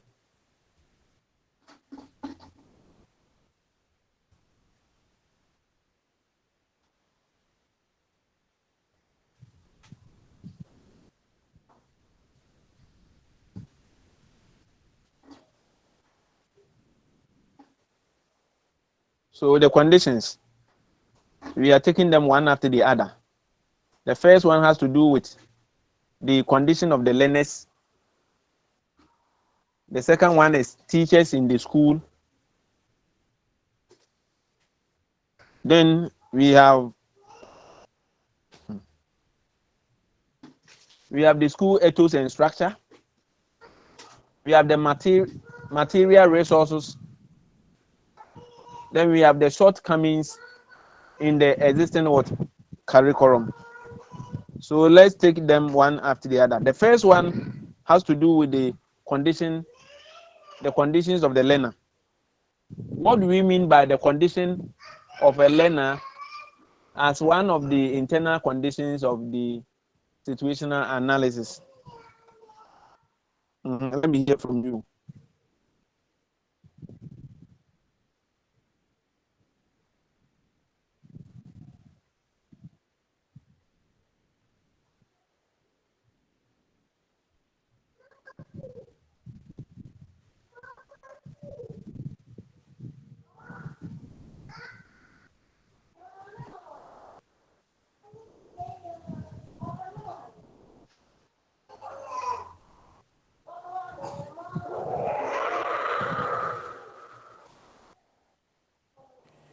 Uh, Hello. Hello. So when we are talking about a condition of a learner as an internal factor to be considered in situational analysis, this means that the circumstances that affect the learner's ability to learn effectively. And then we have, individual learners come with their learning disabilities and abilities. So we have their physical conditions, so as their cognitive and psychological conditions, right? So here, when your some of the internal factors being the learner's conditions, could be that the learner is physically challenged, and it is making it difficult for him or her to learn effectively. Or maybe we have learners too who have a low self-esteem. So let's say every learner has their way of grasping a concept. Some of them are very slow. Some of them are they are fast learners. So all these conditions should be considered. Thank you.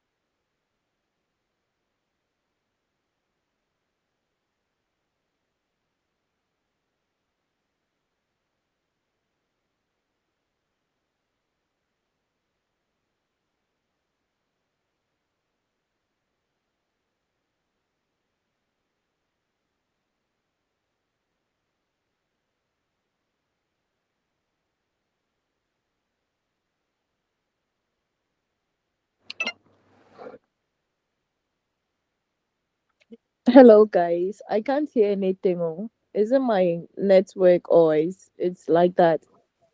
Same here as well. I can't hear anything. The same here. I think it's. Oh no, he's still on. Hello, hello, Hi, Hello. sir. hello. Mm. Hi. Okay, so we are looking at the first point, which is the conditions of the learner or learners. It is one of the factors that prevails in our schools that we have to consider when we are undertaking situational analysis as a step in designing the curriculum. The condition of the learners, what do we mean here? We are saying that when conducting the situational analysis, which will definitely lead to the designing of the curriculum, okay, we have to understand who the learner is. We have to consider the current knowledge, the skill levels, the interest of the learners, the background of the learners, and the learning styles. These things are very important conditions of the learners, the conditions in which the learners find themselves.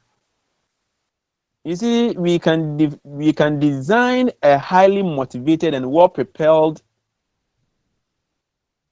curriculum.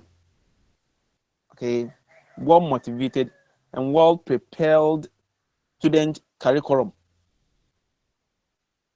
But if these conditions of the learners are not known, the curriculum will fail because the learners will struggle with the basic skills that we want them to grab at the end of the day. Please, are we there?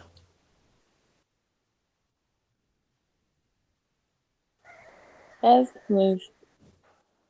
So exactly as your friend communicated,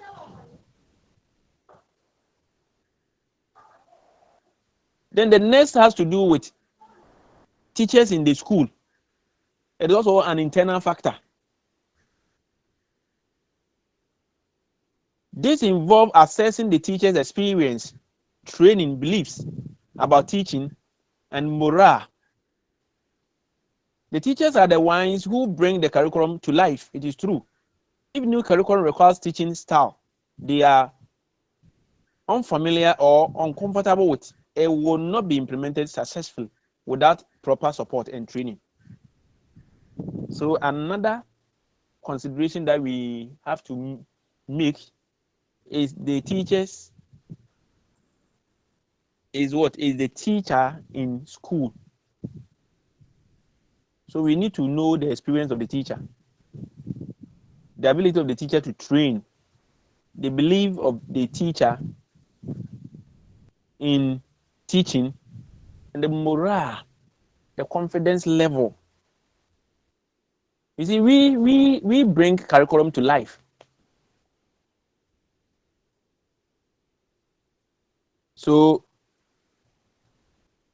if a new curriculum requires a particular kind of learning style, and the teacher is not familiar with that learning style, how can the teacher help to implement that? Definitely, it will even make the implementation uncomfortable to the learner at the end of the day. What it means that the curriculum will not be implemented in a successful way. So without proper support and training, the teacher cannot implement the curriculum in the way that it's supposed to be. So that is the second point. The third one has to do with school's ethos and structure. What do we mean by school ethos and structure? The ethos is the school's culture. It is values, traditions, and unwritten rules. When we talk about school ethos, we are talking about 8 values, traditions, and unwritten rules. The structure includes things like the timetable, how decisions are made, and how departments are organized. So a new curriculum must fit within the context or it will face resistance. For example, a curriculum that dwells on group projects may struggle in a school with a strong culture of quiet and individual work. So I'm saying that the curriculum that has to be designed and be implemented should be in line with the school ethos. And I said the school ethos has to do with the school's culture, 8 values, traditions, and unwritten rules. And I said the structure includes things like the timetable, the decisions that are made, and how departments are organized. So I said a new curriculum must fit within the context or face resistance. For example, a curriculum that dwells on group projects may struggle in school with a strong culture of quiet and individual work. The next has to do with material resources. Material resources as one of the internal conditions. This is a practical audit of what the school has. Material resources. So we are looking at the practical audit of what the school has. So here, what do we mean? The material resource might include textbooks, lab equipment. We can have computers, library resources, and the budget for new materials. It is pointless to design a high technologically curriculum if the school lacks reliable internet or enough computers. The curriculum must be feasible with the resources available. The curriculum must be feasible with resources available. So, as we have already indicated, if you don't have the necessary kind of resources, at the end of the day, whatever that we have put into writing and want teachers to implement can never be done. Okay, then we have the last point that has to do with shortcomings in the existing curriculum. Shortcomings, maybe failures of the previous or the existing. This is critical review of what is currently not working. So before we had a new curriculum, there was a curriculum. Okay, so we want to review, we want to reform, we want to have a change in the current kind of curriculum that is not working. Are students not meeting learning goals? Is the content outdated? Are teachers finding it difficult to use? By identifying these specific problems, you can ensure that the new curriculum is designed to solve them.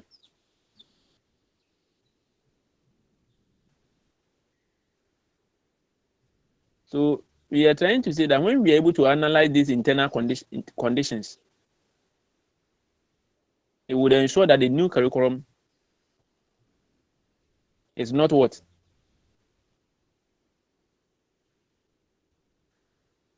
I am saying that analyzing these internal conditions ensures that the new curriculum is not just a theoretical document, but a practical plan tailored to the specific reality of the school. So these are what we call the internal conditions of the situational analysis. So we are moving on to the other side of it, and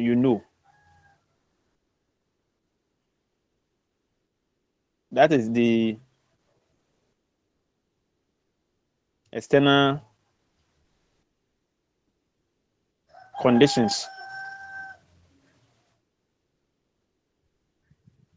So let's look at them. Tell me, what are the external conditions?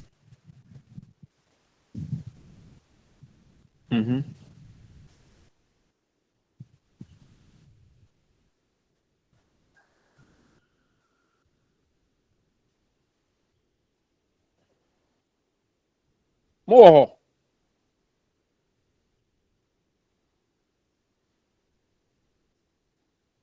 Yes, I They will said, say yeah, yes. yeah. I know the interest all. I know interest all. Your ability to justify the points that we are going to raise there would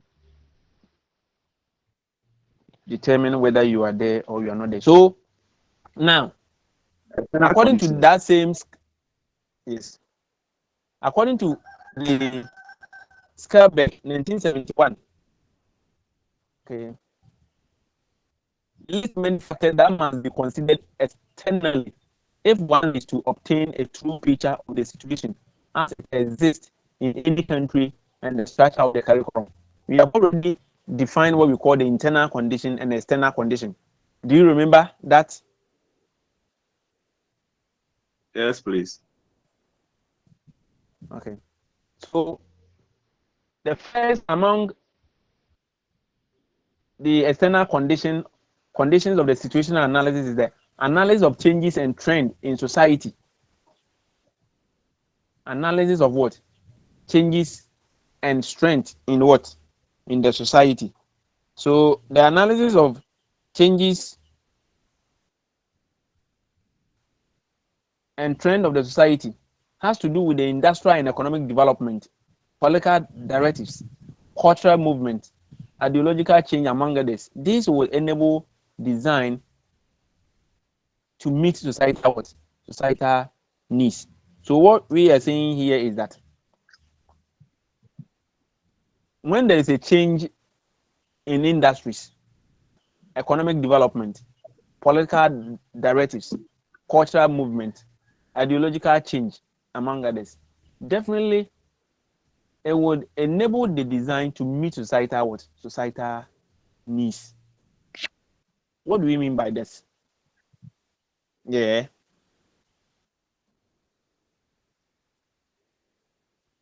What do you mean by that?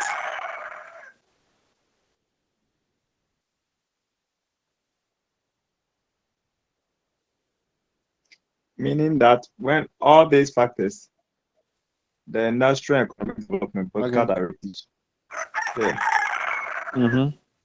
Yeah. And We then are with you. Yeah.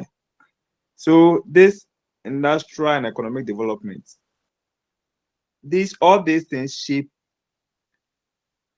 the country in the right direction. When things are going on well. So I'm coming.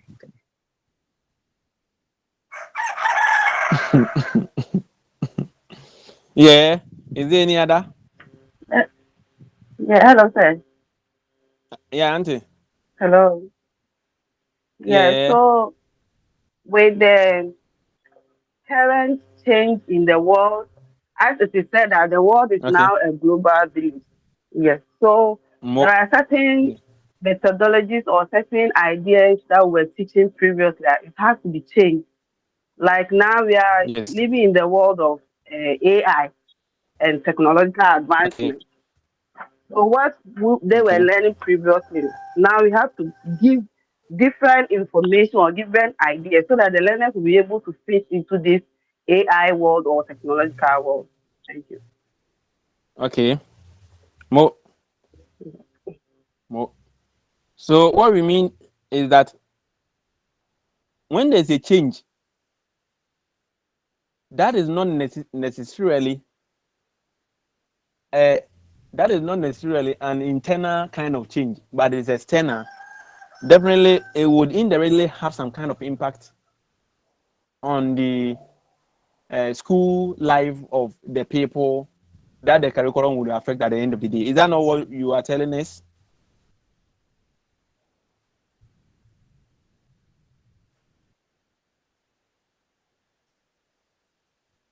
Hello?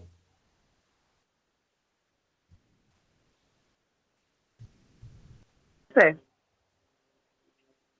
Okay. Is there any other on that? If there's no other response on that, then we would take it and move on. So this is what we are saying. Okay. So we are saying that in situational analysis, okay, it is very critical. It's a critical point to analyze those societal changes, as that is absolutely also essential. Why? You see, we want the society to meet, or we want the curriculum to meet the social needs and prepare students for the world they will enter, not the world that existed 20 years ago. Okay, so typically these factors, as we mentioned, industrial development, political directives, cultural movement, okay, are categorized as external conditions because they originate outside the school, and they are forces from which the wilder society that put pressure on the school and shape its goals. Okay, so the internal conditions like the state of the learners, the teacher, the resources are the factors inside the school that determine its capacity to respond to those external pressures.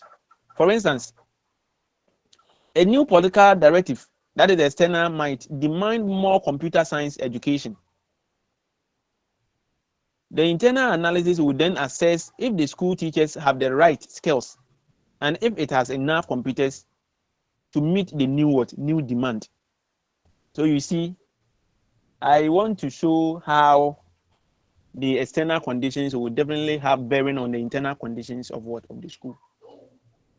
So what we are saying is that technology, or the advancement of technology, economic development, industrial development, political directives, cultural movement, and ideological changes have bearing on the internal school life. Definitely, the child that we are assisting to learn will definitely come to terms with these things that we are talking about. And we want learners to fit into the maybe the next dispensation or the next century to come, not the century that existed 20 years ago or 10 years ago or 30 years ago or 100 years ago. Let me put it in that way. So these things that we have mentioned will more or less put some kind of stress. Would I say stress? Would give some kind of guide to the school as to the kind of content that they should teach, or the learners should be made to go through, so that in the real life situation they will be able to fit. If we continue to teach the archaic kind of content, the old kind of content for learners to understand, and at the end of the day they can't fit into the new way of life, which might include this technological age and advancement in which that we find ourselves, then definitely we have not done anything good to the learners at the end of the day. So if there is a political kind of directive that a body of knowledge should be learned. At the end of the day, the school system do not have any kind of excuse, because it's through this our leaders that funding and some kind of decisions that affect our learners, okay, would occur. So that is how the external conditions, like what that we have mentioned, can also affect the internal conditions. Okay, so now let's look at the expectations and requirements of the parents, employers, and what, and taxpayers.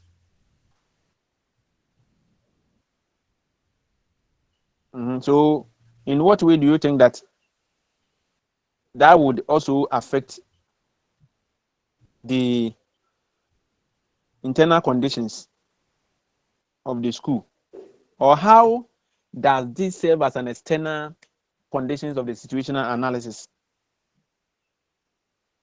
The expectation and requirements of parents, employers, and taxpayers. Yeah, let me hear from you.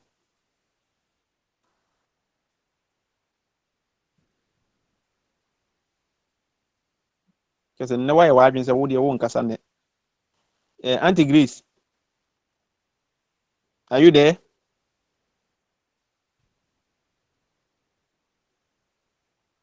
Grace.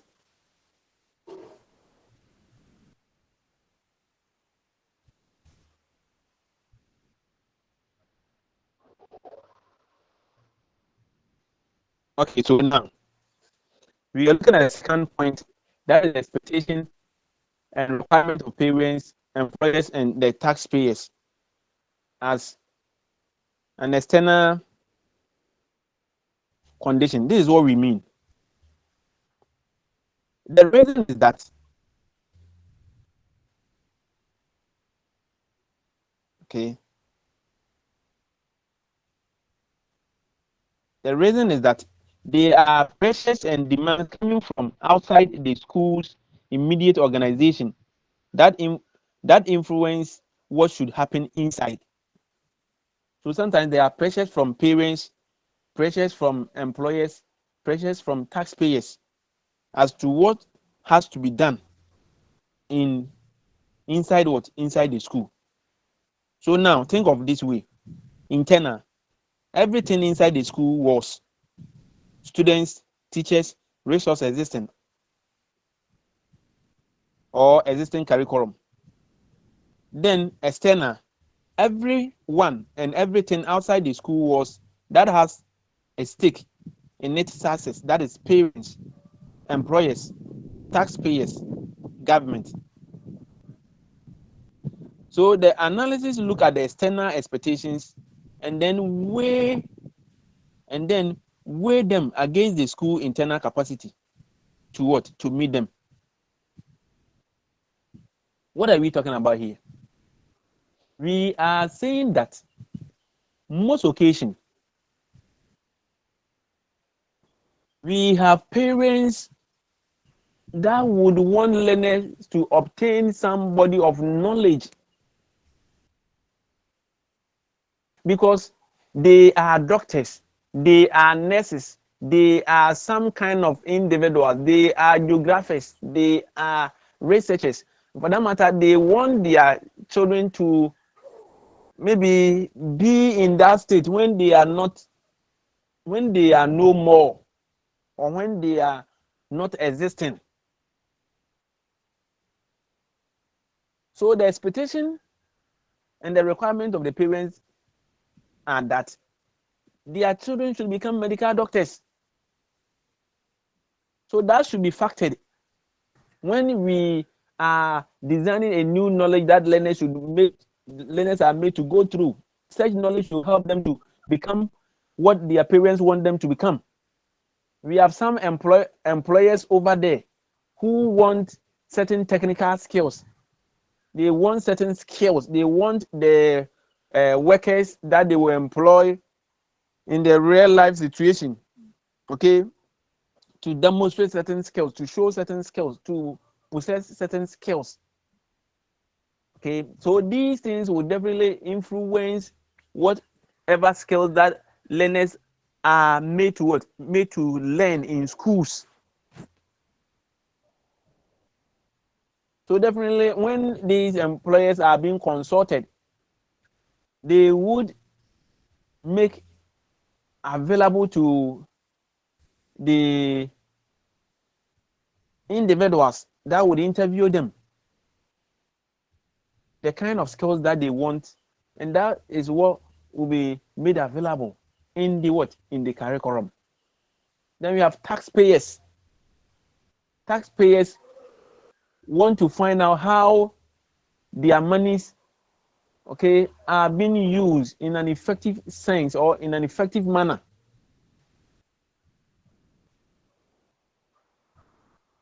In order to ensure accountability.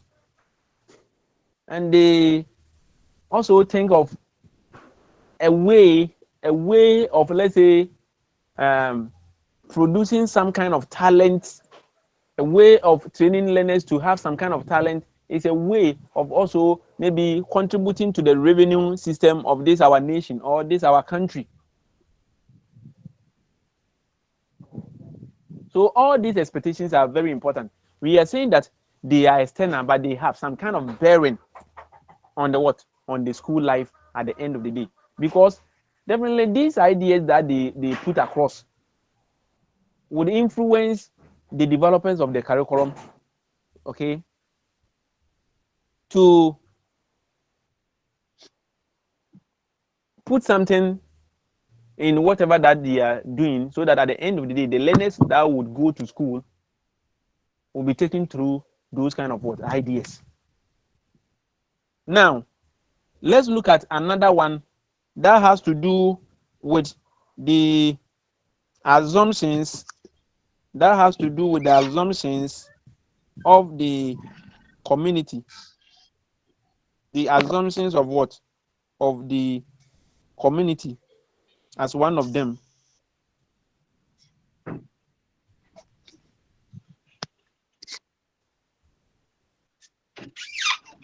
Okay, so let's look at how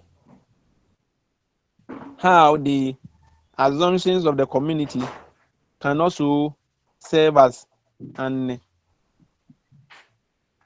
external conditions of the situational analysis.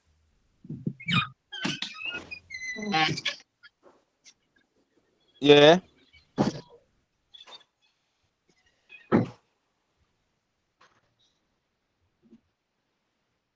Okay, so the assumptions of communities and values can also be considered as one of the factors that should also be looked at when we are conducting situational analysis.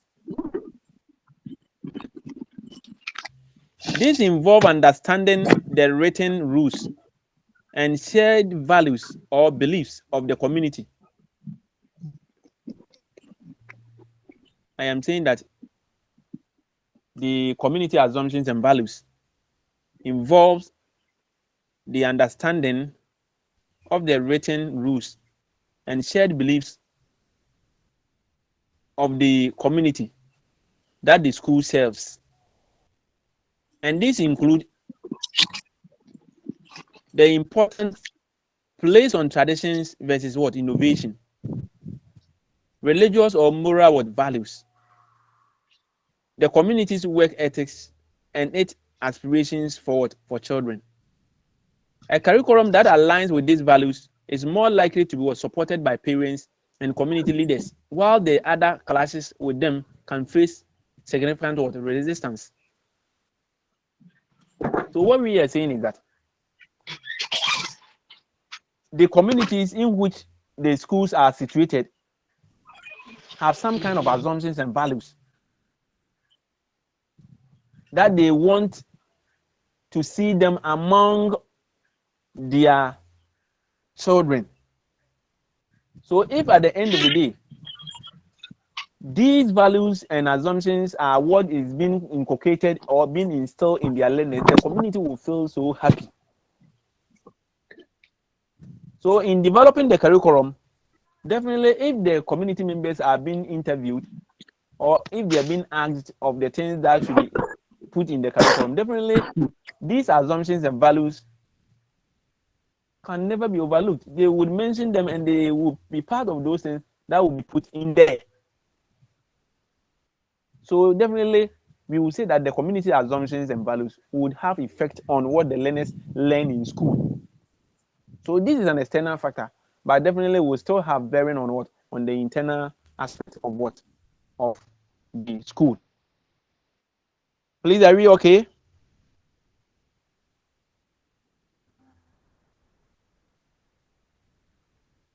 Yes, sir.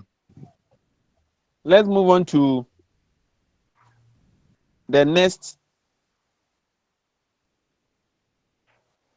point that has to do with the educational system requirement. When we talk of educational system requirement, how does that also have to be considered during situational analysis?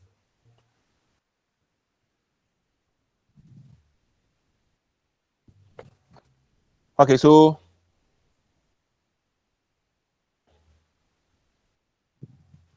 we are in Ghana, so definitely we would make an argument that will support our case.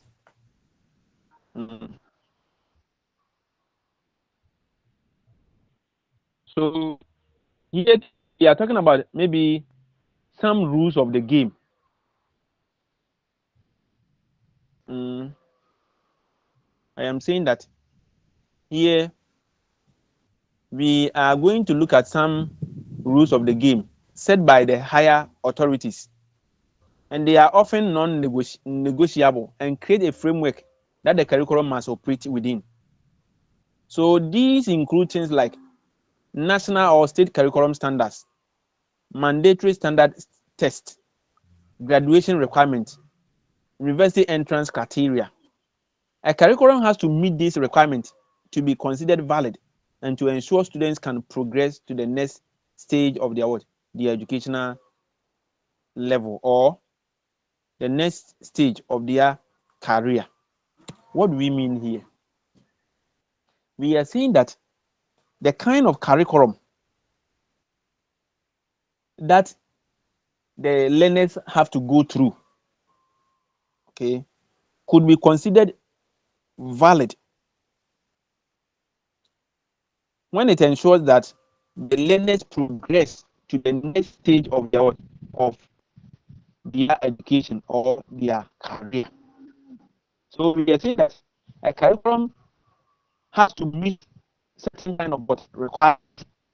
When the curriculum doesn't meet certain kind of requirements, then definitely it will be very difficult for people that have their award maybe taken through that kind of curriculum wouldn't be happy because they want the kind of curriculum which at the end of the day would help them secure some kind of employment or a career.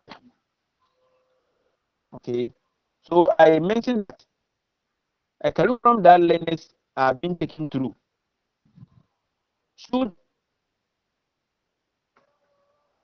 help their learners to, let's say, have an entrance into a university, should help them to maybe graduate at the end of the day. Are you okay? It should also have what we call national or state curriculum standard. It should meet national or state curriculum standards. These requirements are very important. It would also have some kind of bearing on what is being done in the school.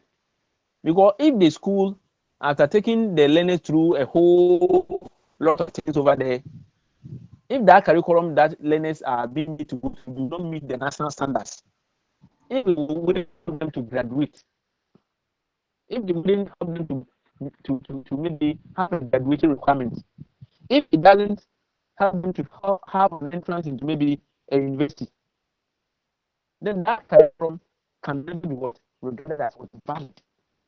So these are external conditions, situations, but also have bearing on what do occur in what in our schools. Then the last one has to do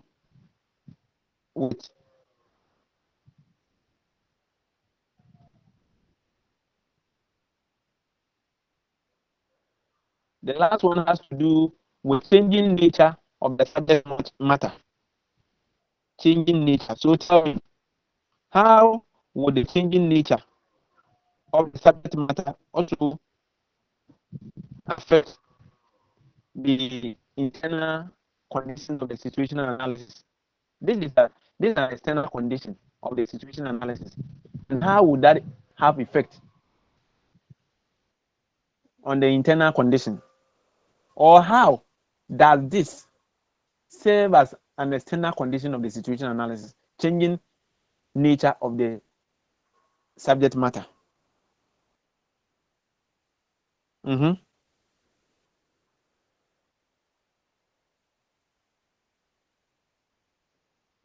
one is talking. I am the only person who is functioning now. Okay, so here we are also saying that, pay attention. We are also saying that changing nature of the subject matter is crucial, or is a crucial external condition. You should bear with me that knowledge is not static. What is considered essential and accurate in a field like science, history, technology is constantly evolving in a wilder academic and professional world. So, for instance, in science, we have had a new discovery, or new discoveries are made. In history, new evidence can lead to revised interpretation or past events. In technology, what was cutting edge 5 years ago might be obsolete now. What is being used as cutting edge in previous years cannot be used as maybe a cutting edge now. So what do we mean? A curriculum must be dynamic enough to reflect these changes. Otherwise, it risks teaching outdated information and failing to prepare students for what? A modern world. So what do we mean here is that the subject matter that is put into a given curriculum, or the body of knowledge that learners are made to learn in school, or the body of knowledge that form part of a given curriculum, does change at any point in time. It changes because of the fact that the world in which we find ourselves is not static. We are not in a static world. The world is dynamic. So as things are changing, definitely new knowledge will be welcomed into what? Into the system of the world. And that would also put pressure or stress on what is being done in school.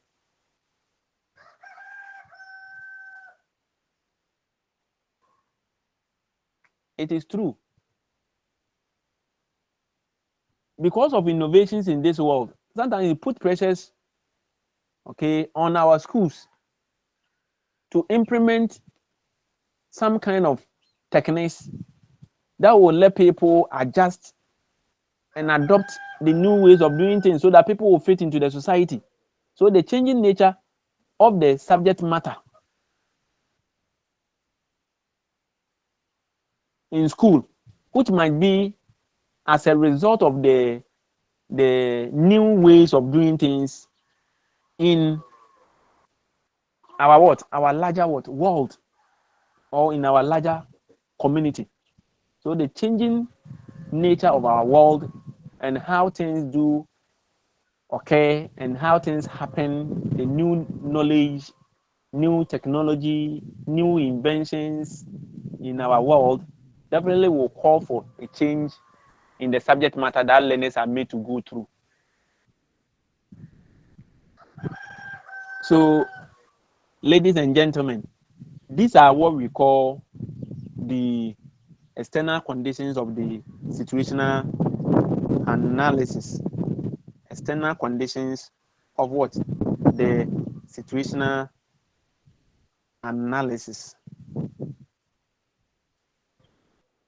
external conditions of the situational analysis. We are not done. No. Let's move on by looking at importance of situational analysis.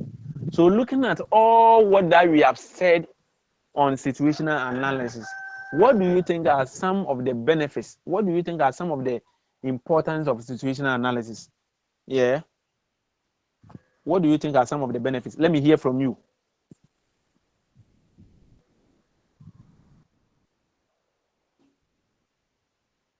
Hello, Naomi.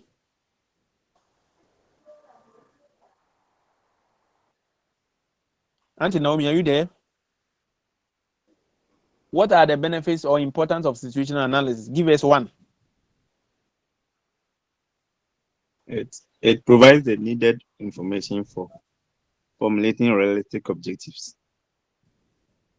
But your friend Naomi, your friend Naomi. Sorry, sir. Hello, sir. Yeah, Naomi. It helps the curriculum developers to identify the various problems or challenges in the society and how it can be solved. Yo, that is according to Auntie Naomi. Yeah, Mariama Ahmed.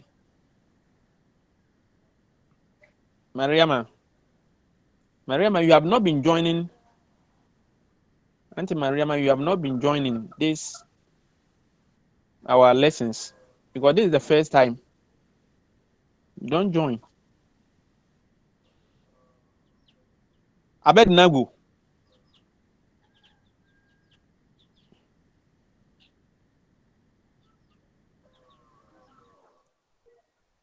Hello, sir. This is the first time that you are also joining. Yeah, you don't join. Yeah, please, I joined from other centers, but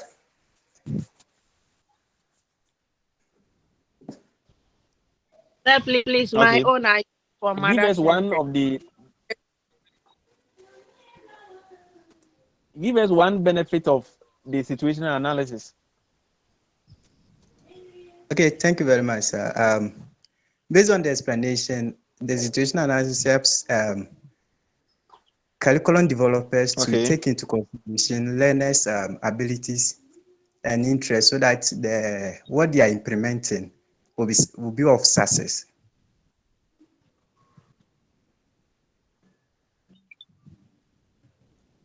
Okay. Yeah. Florence Kodo. Florence Kodo. Or Podo. Bodo. Okay, Podo. Today is the first day. Yes. Hey. Okay. Let's hear you. Sir, please, one importance of situational analysis is that it supports effective decision making. You support effective decision making. Yes. How?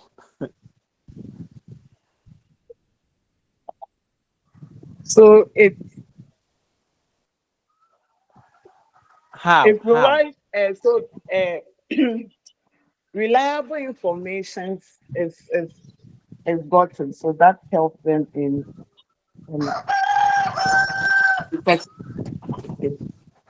Okay. Yes, sir. Auntie, sir. Henry, sir.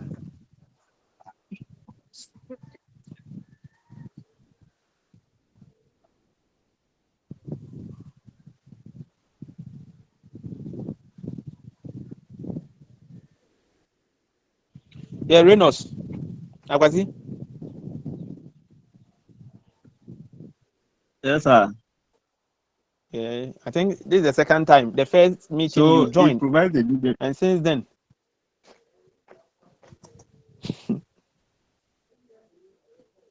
Yeah, Akwasi, talk.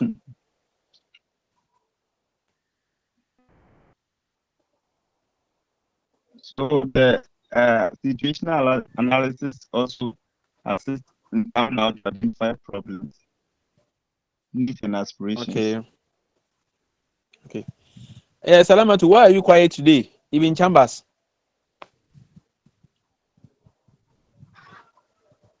So it's like where I am now. I'm somewhere.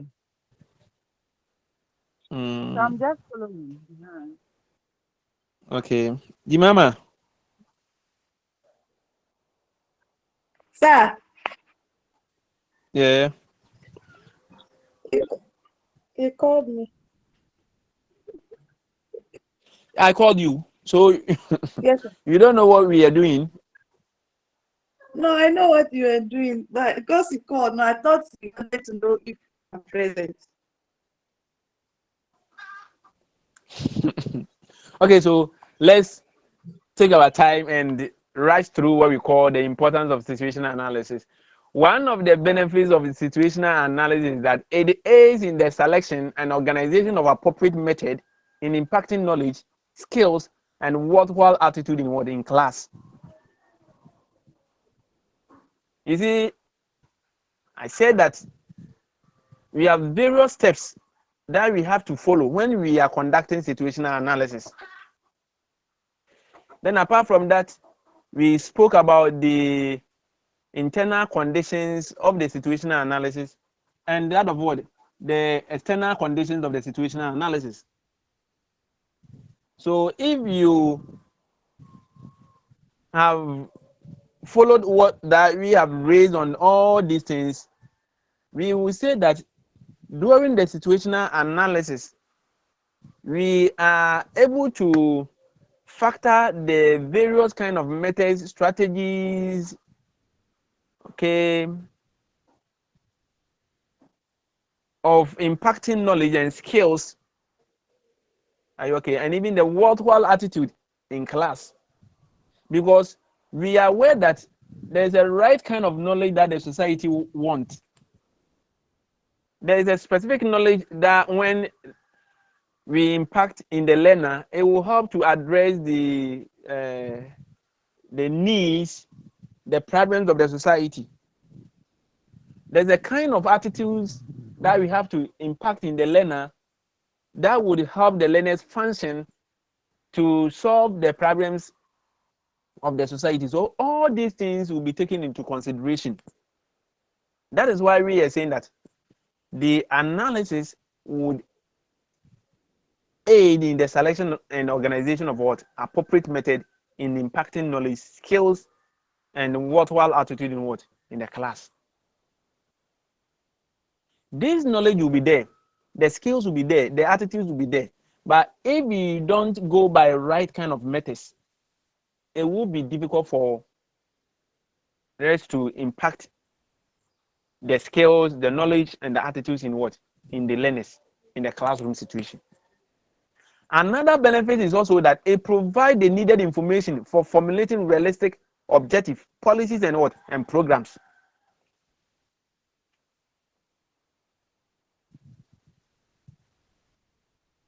Don't forget, we have said that through the situational analysis, we are able to elicit various forms of information from different categories of people. We have mentioned a whole lot of people through which we can get the ideas from.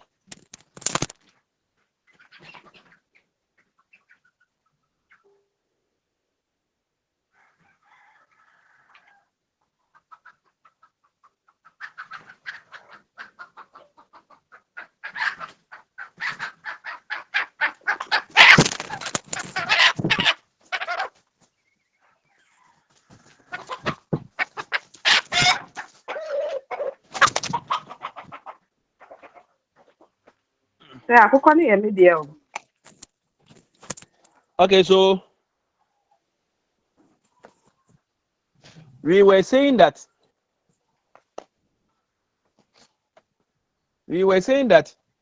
through the situational analysis, we get the needed information for formulating realistic objectives, policies, and what programs. Because of the various informations that will be given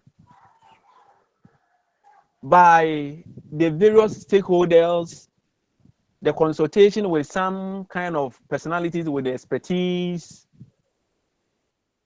and the credible sources of information that we would obtain, at the end of the day, we are able to coin objectives that are measurable, that are behavioral, that are specific and relevant, which will inform policy kind of decisions and programs.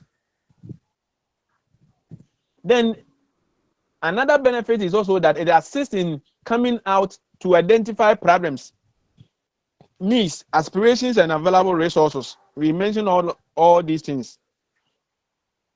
We can also say that situational analysis help the teacher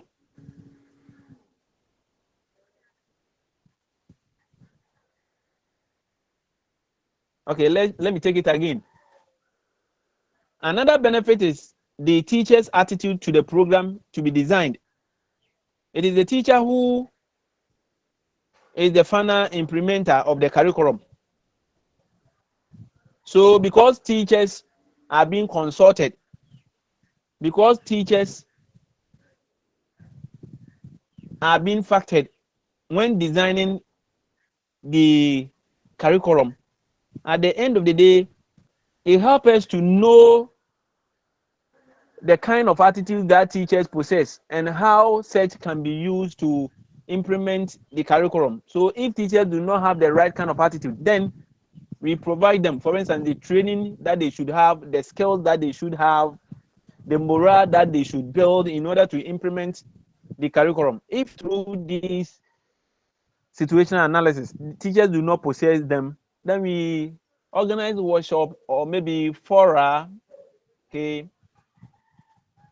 for teachers so that they will be able to build the necessary kind of attitudes that will let them bring the curriculum to life.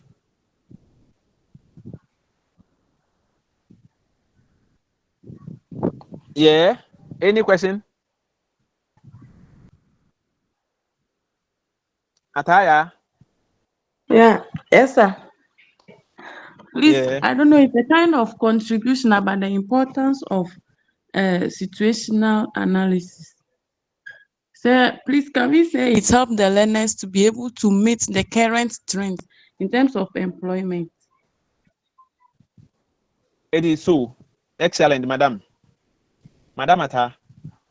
I like Yes, that. sir. Okay. I happen to have one mistress in my village. And she was Madam Ata. Though she was very radical. This woman will not let you cheat her and go. Okay, so that is so because you see, looking at the external conditions and the internal conditions that we raise, definitely the current trend of the society will be taken into consideration of the kind of knowledge that learners are made to learn in school. And all these things will be looked at in the situational analysis. So at the end of the day, it will help learners to learn those things that are not outdated, that are not old. The information, the knowledge, the skills, attitudes, values are those that are modern and will let learners to fit into the current trend of modernity or modernization. And per that, learners will be made to learn skills that will let them function in the modern employment system. Okay. Any other?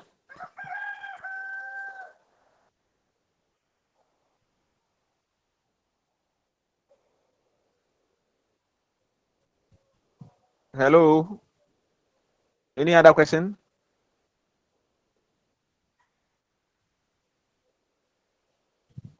Okay, now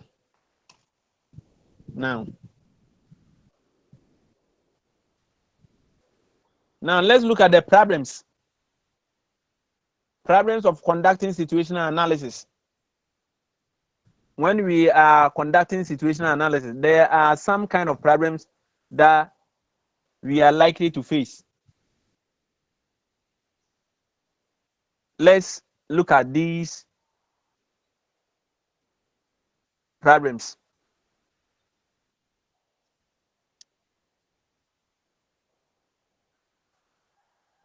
Yeah.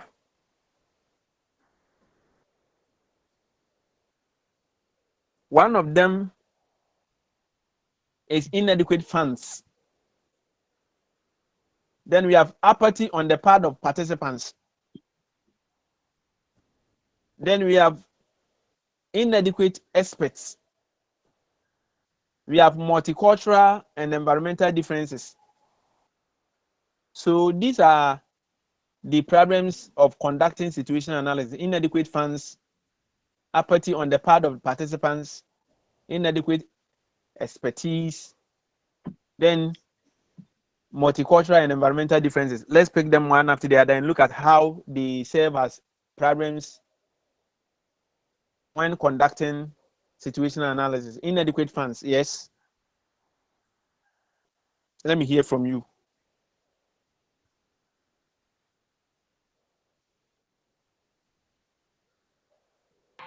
So with the inadequate funds,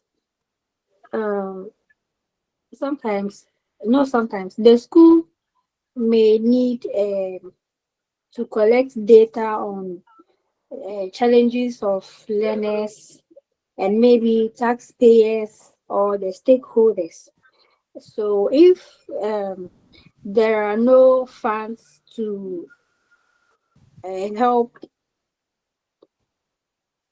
collect those data, and also maybe after the data has been collected, they might not even have access to technologies. That's like buying computers to keep the informations and also to implement solutions, because sometimes it may happen that there are no textbooks, or maybe the teachers need some teaching learning materials to be able to carry out effective teaching and learning. But because there are no funds or there are no money to get those materials, the teaching and learning may not be effective.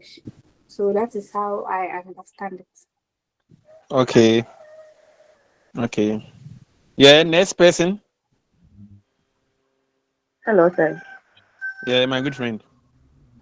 Yeah, so as we said earlier on, mostly the curriculum is funded by the taxpayers' money, and I'm not sure there are much taxpayers in the country.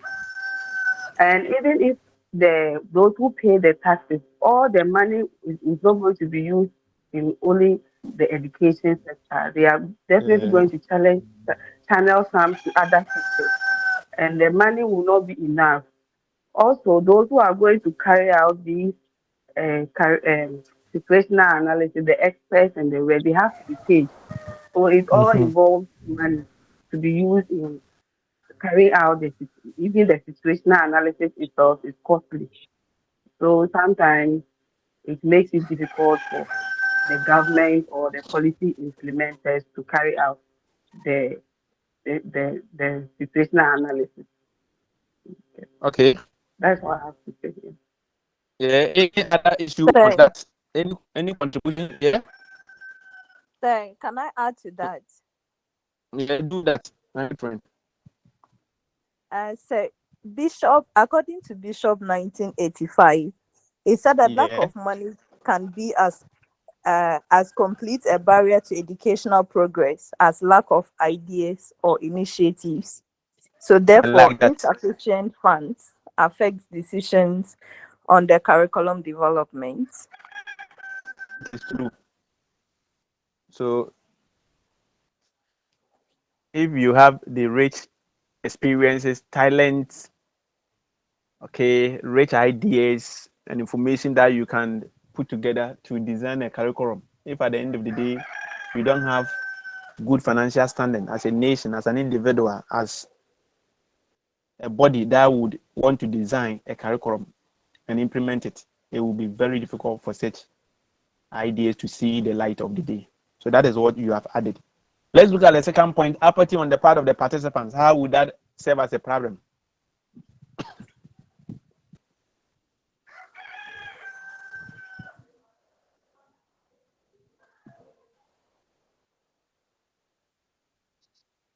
Hello?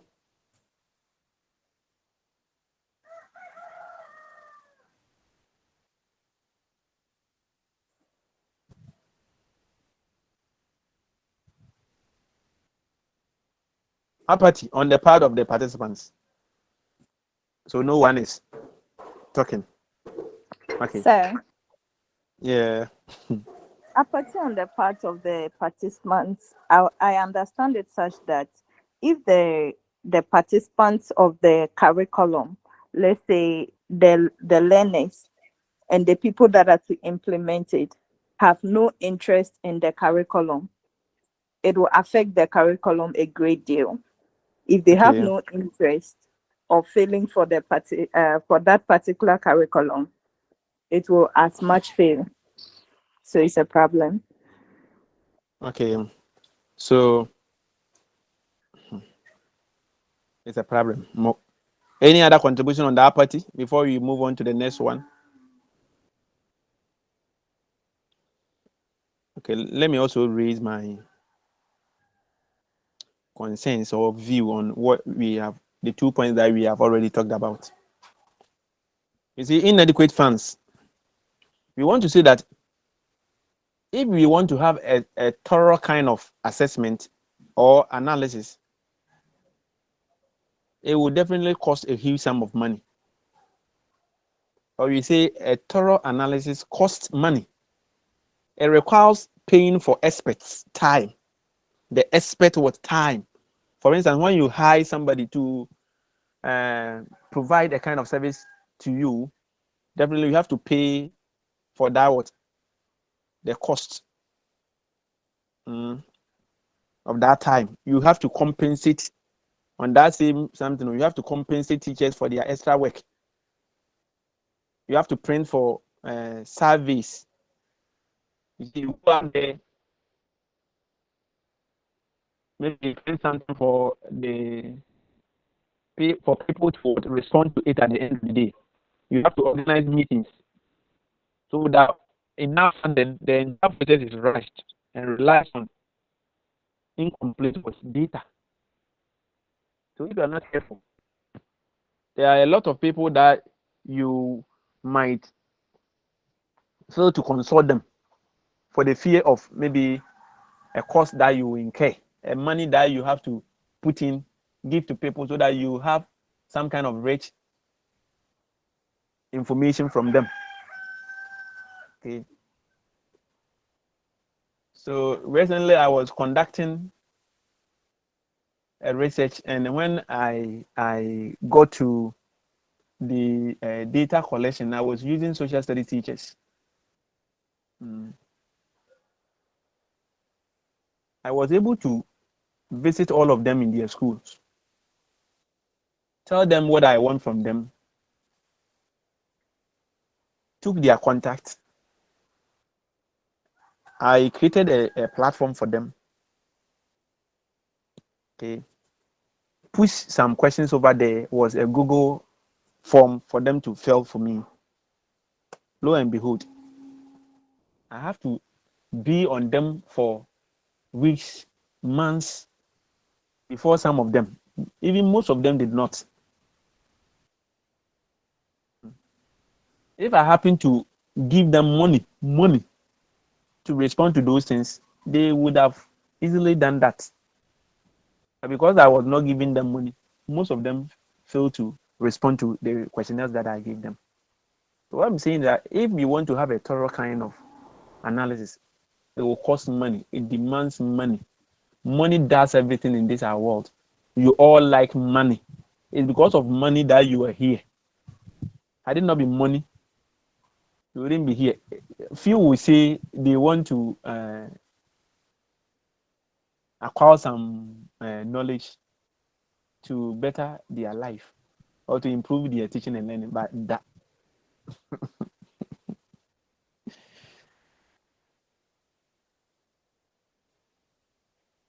Are you there?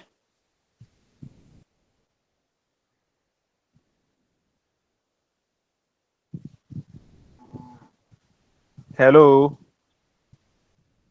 Yeah, we are here, sir. Please, we are here. And the second point is on apathy, on the part of the participant, apathy.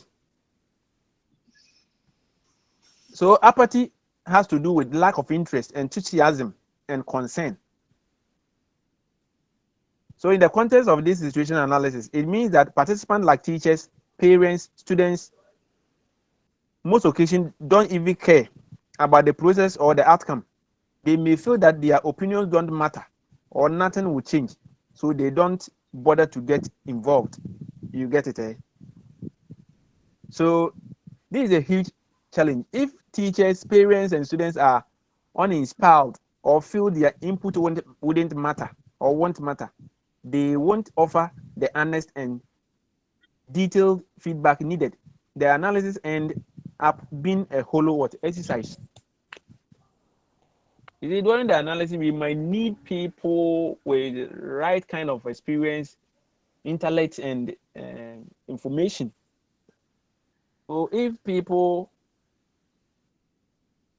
lack interest, enthusiasm, and they do not raise the various concerns, and at the end of the day, whatever data that we will get is going to be a hollow kind of data.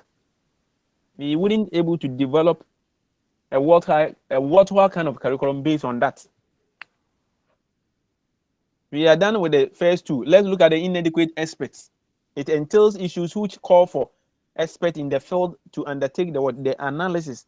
The analysis wouldn't be done by any individual or any personality. The analysis will be done by experts, okay, who possess the right kind of skills. So we are saying that if you can't get access to a true subject matter expert or skilled curriculum designers, you risk creating a curriculum based on faulty assumptions or outdated information. The quality of the final product depends on the quality of what the mind shaping it.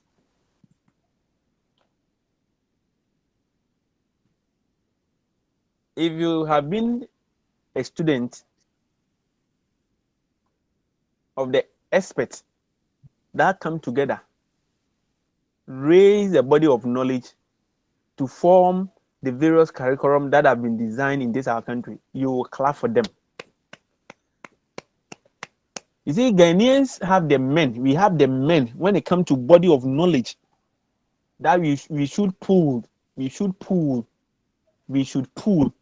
bring together to solve the problem. We have it. But how to implement that body of knowledge is the problem. So what we are saying that if we are unable to get the right kind of individual persons because of the fact that we will pay money to them, sometimes we need consultants and they will charge.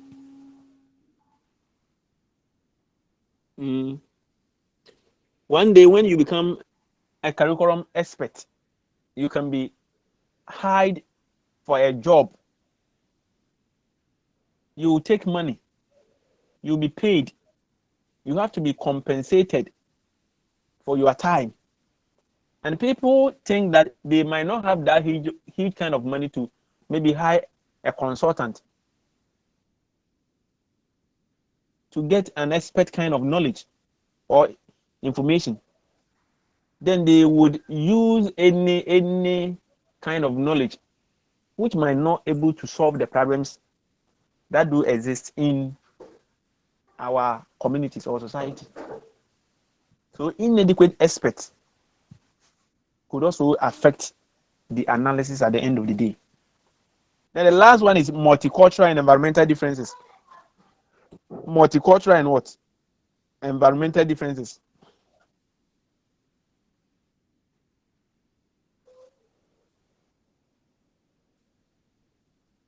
Yeah, how?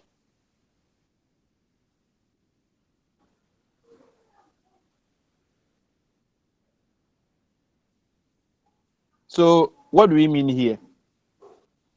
We want to say that a single or one size fits. One size what? Fits. Or a single. That is, all analysis often fails in the diverse what area. What works for an urban school might not work for a rural one. And different cultural groups can have very different expectations. Acknowledging and navigating these differences is difficult and time consuming. Yes, that is what we mean. We have several cultural groups.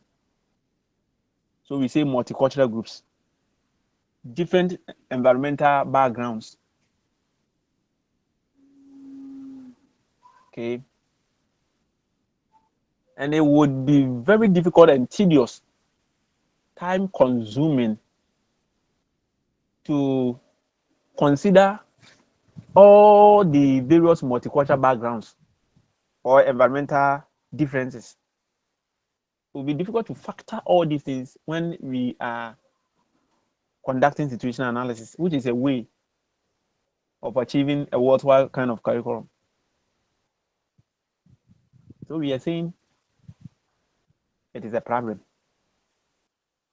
If you are to conduct a situational analysis where we'd have to consider the various or all environmental differences and cultural groups in this our nation, then it will take a time, okay, before that can be done. So we are saying that is what it is, time consuming. So it's a problem. My good friends, are you there? Yes, we are here. Yes, please, we are here. So now your work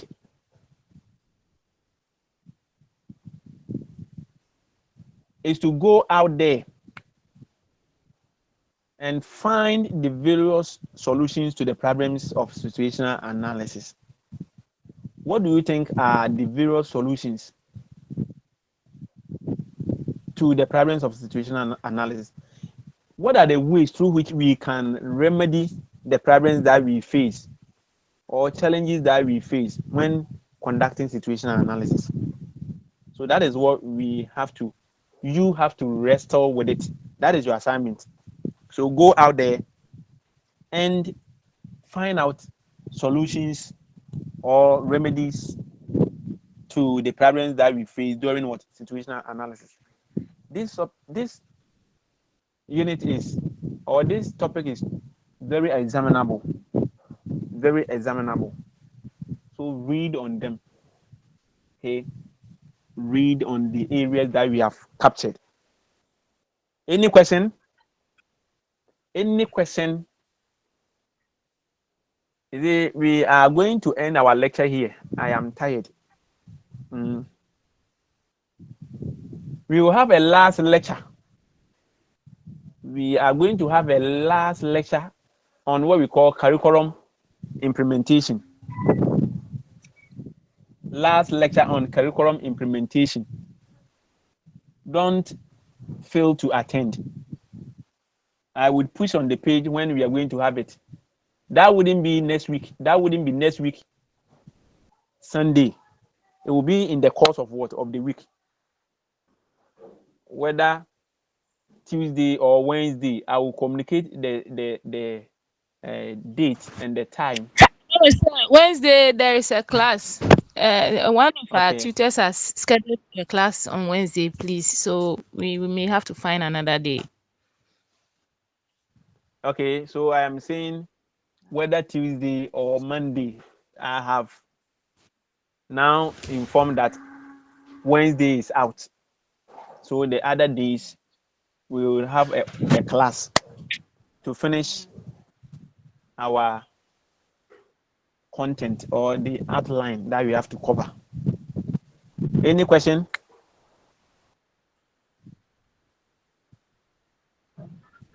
Last time I told you that I've put some kind of past questions on the page.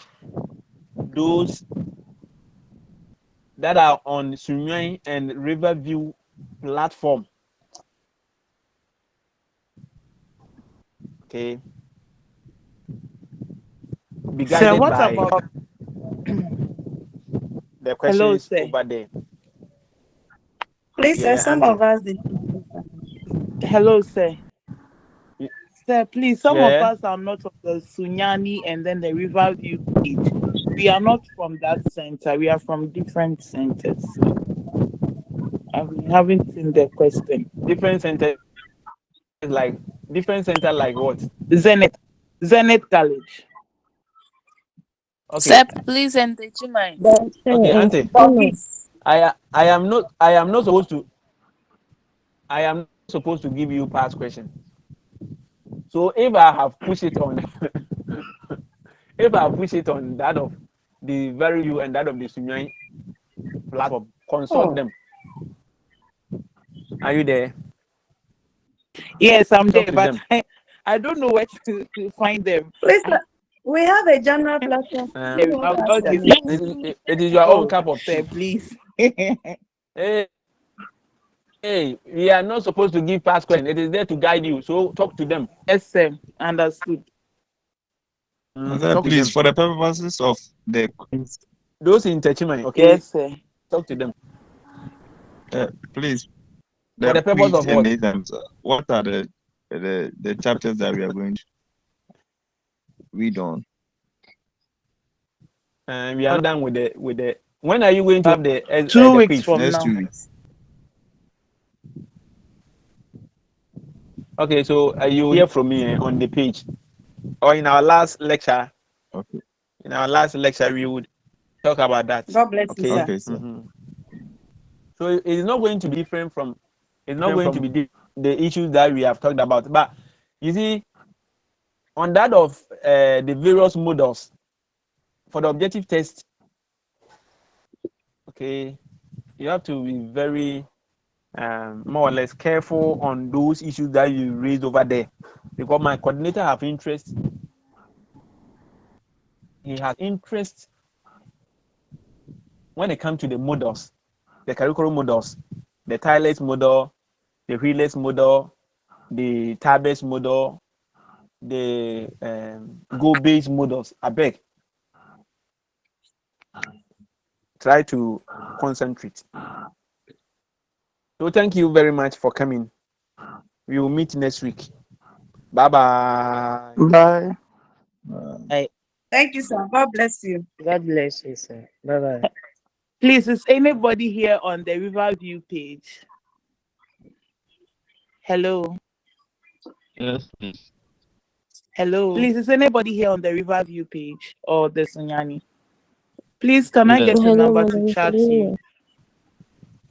Oh, please. So like I can get it. Okay. Why not just put it on? You can all get it. No, the general platform has been muted, so we are not able to chat there. And I don't think we are on the same general platform. So. Oh, okay. Please, can I get the number? But at least Hello. you can be checked on the Kasua platform. Many of us are on there. Yes, I think so. Okay. The Kasua platform. I can. Yes, what do you want me to do there? Yes. The questions, the past questions. They've been put on the Kasua platform. No, we are asking that you put there so that many of us can have access. Yes. Okay. My brother question, do you have them? Brother question. Do I have what? The questions Master talked about. I have to check. I'm sure you also add the Kasua platform. Yeah, I'm on the platform. Please, boss, you kindly put your number on the chat box so that we can start preparing for the questions. Have it, please. Just put it there so that we can have access to it.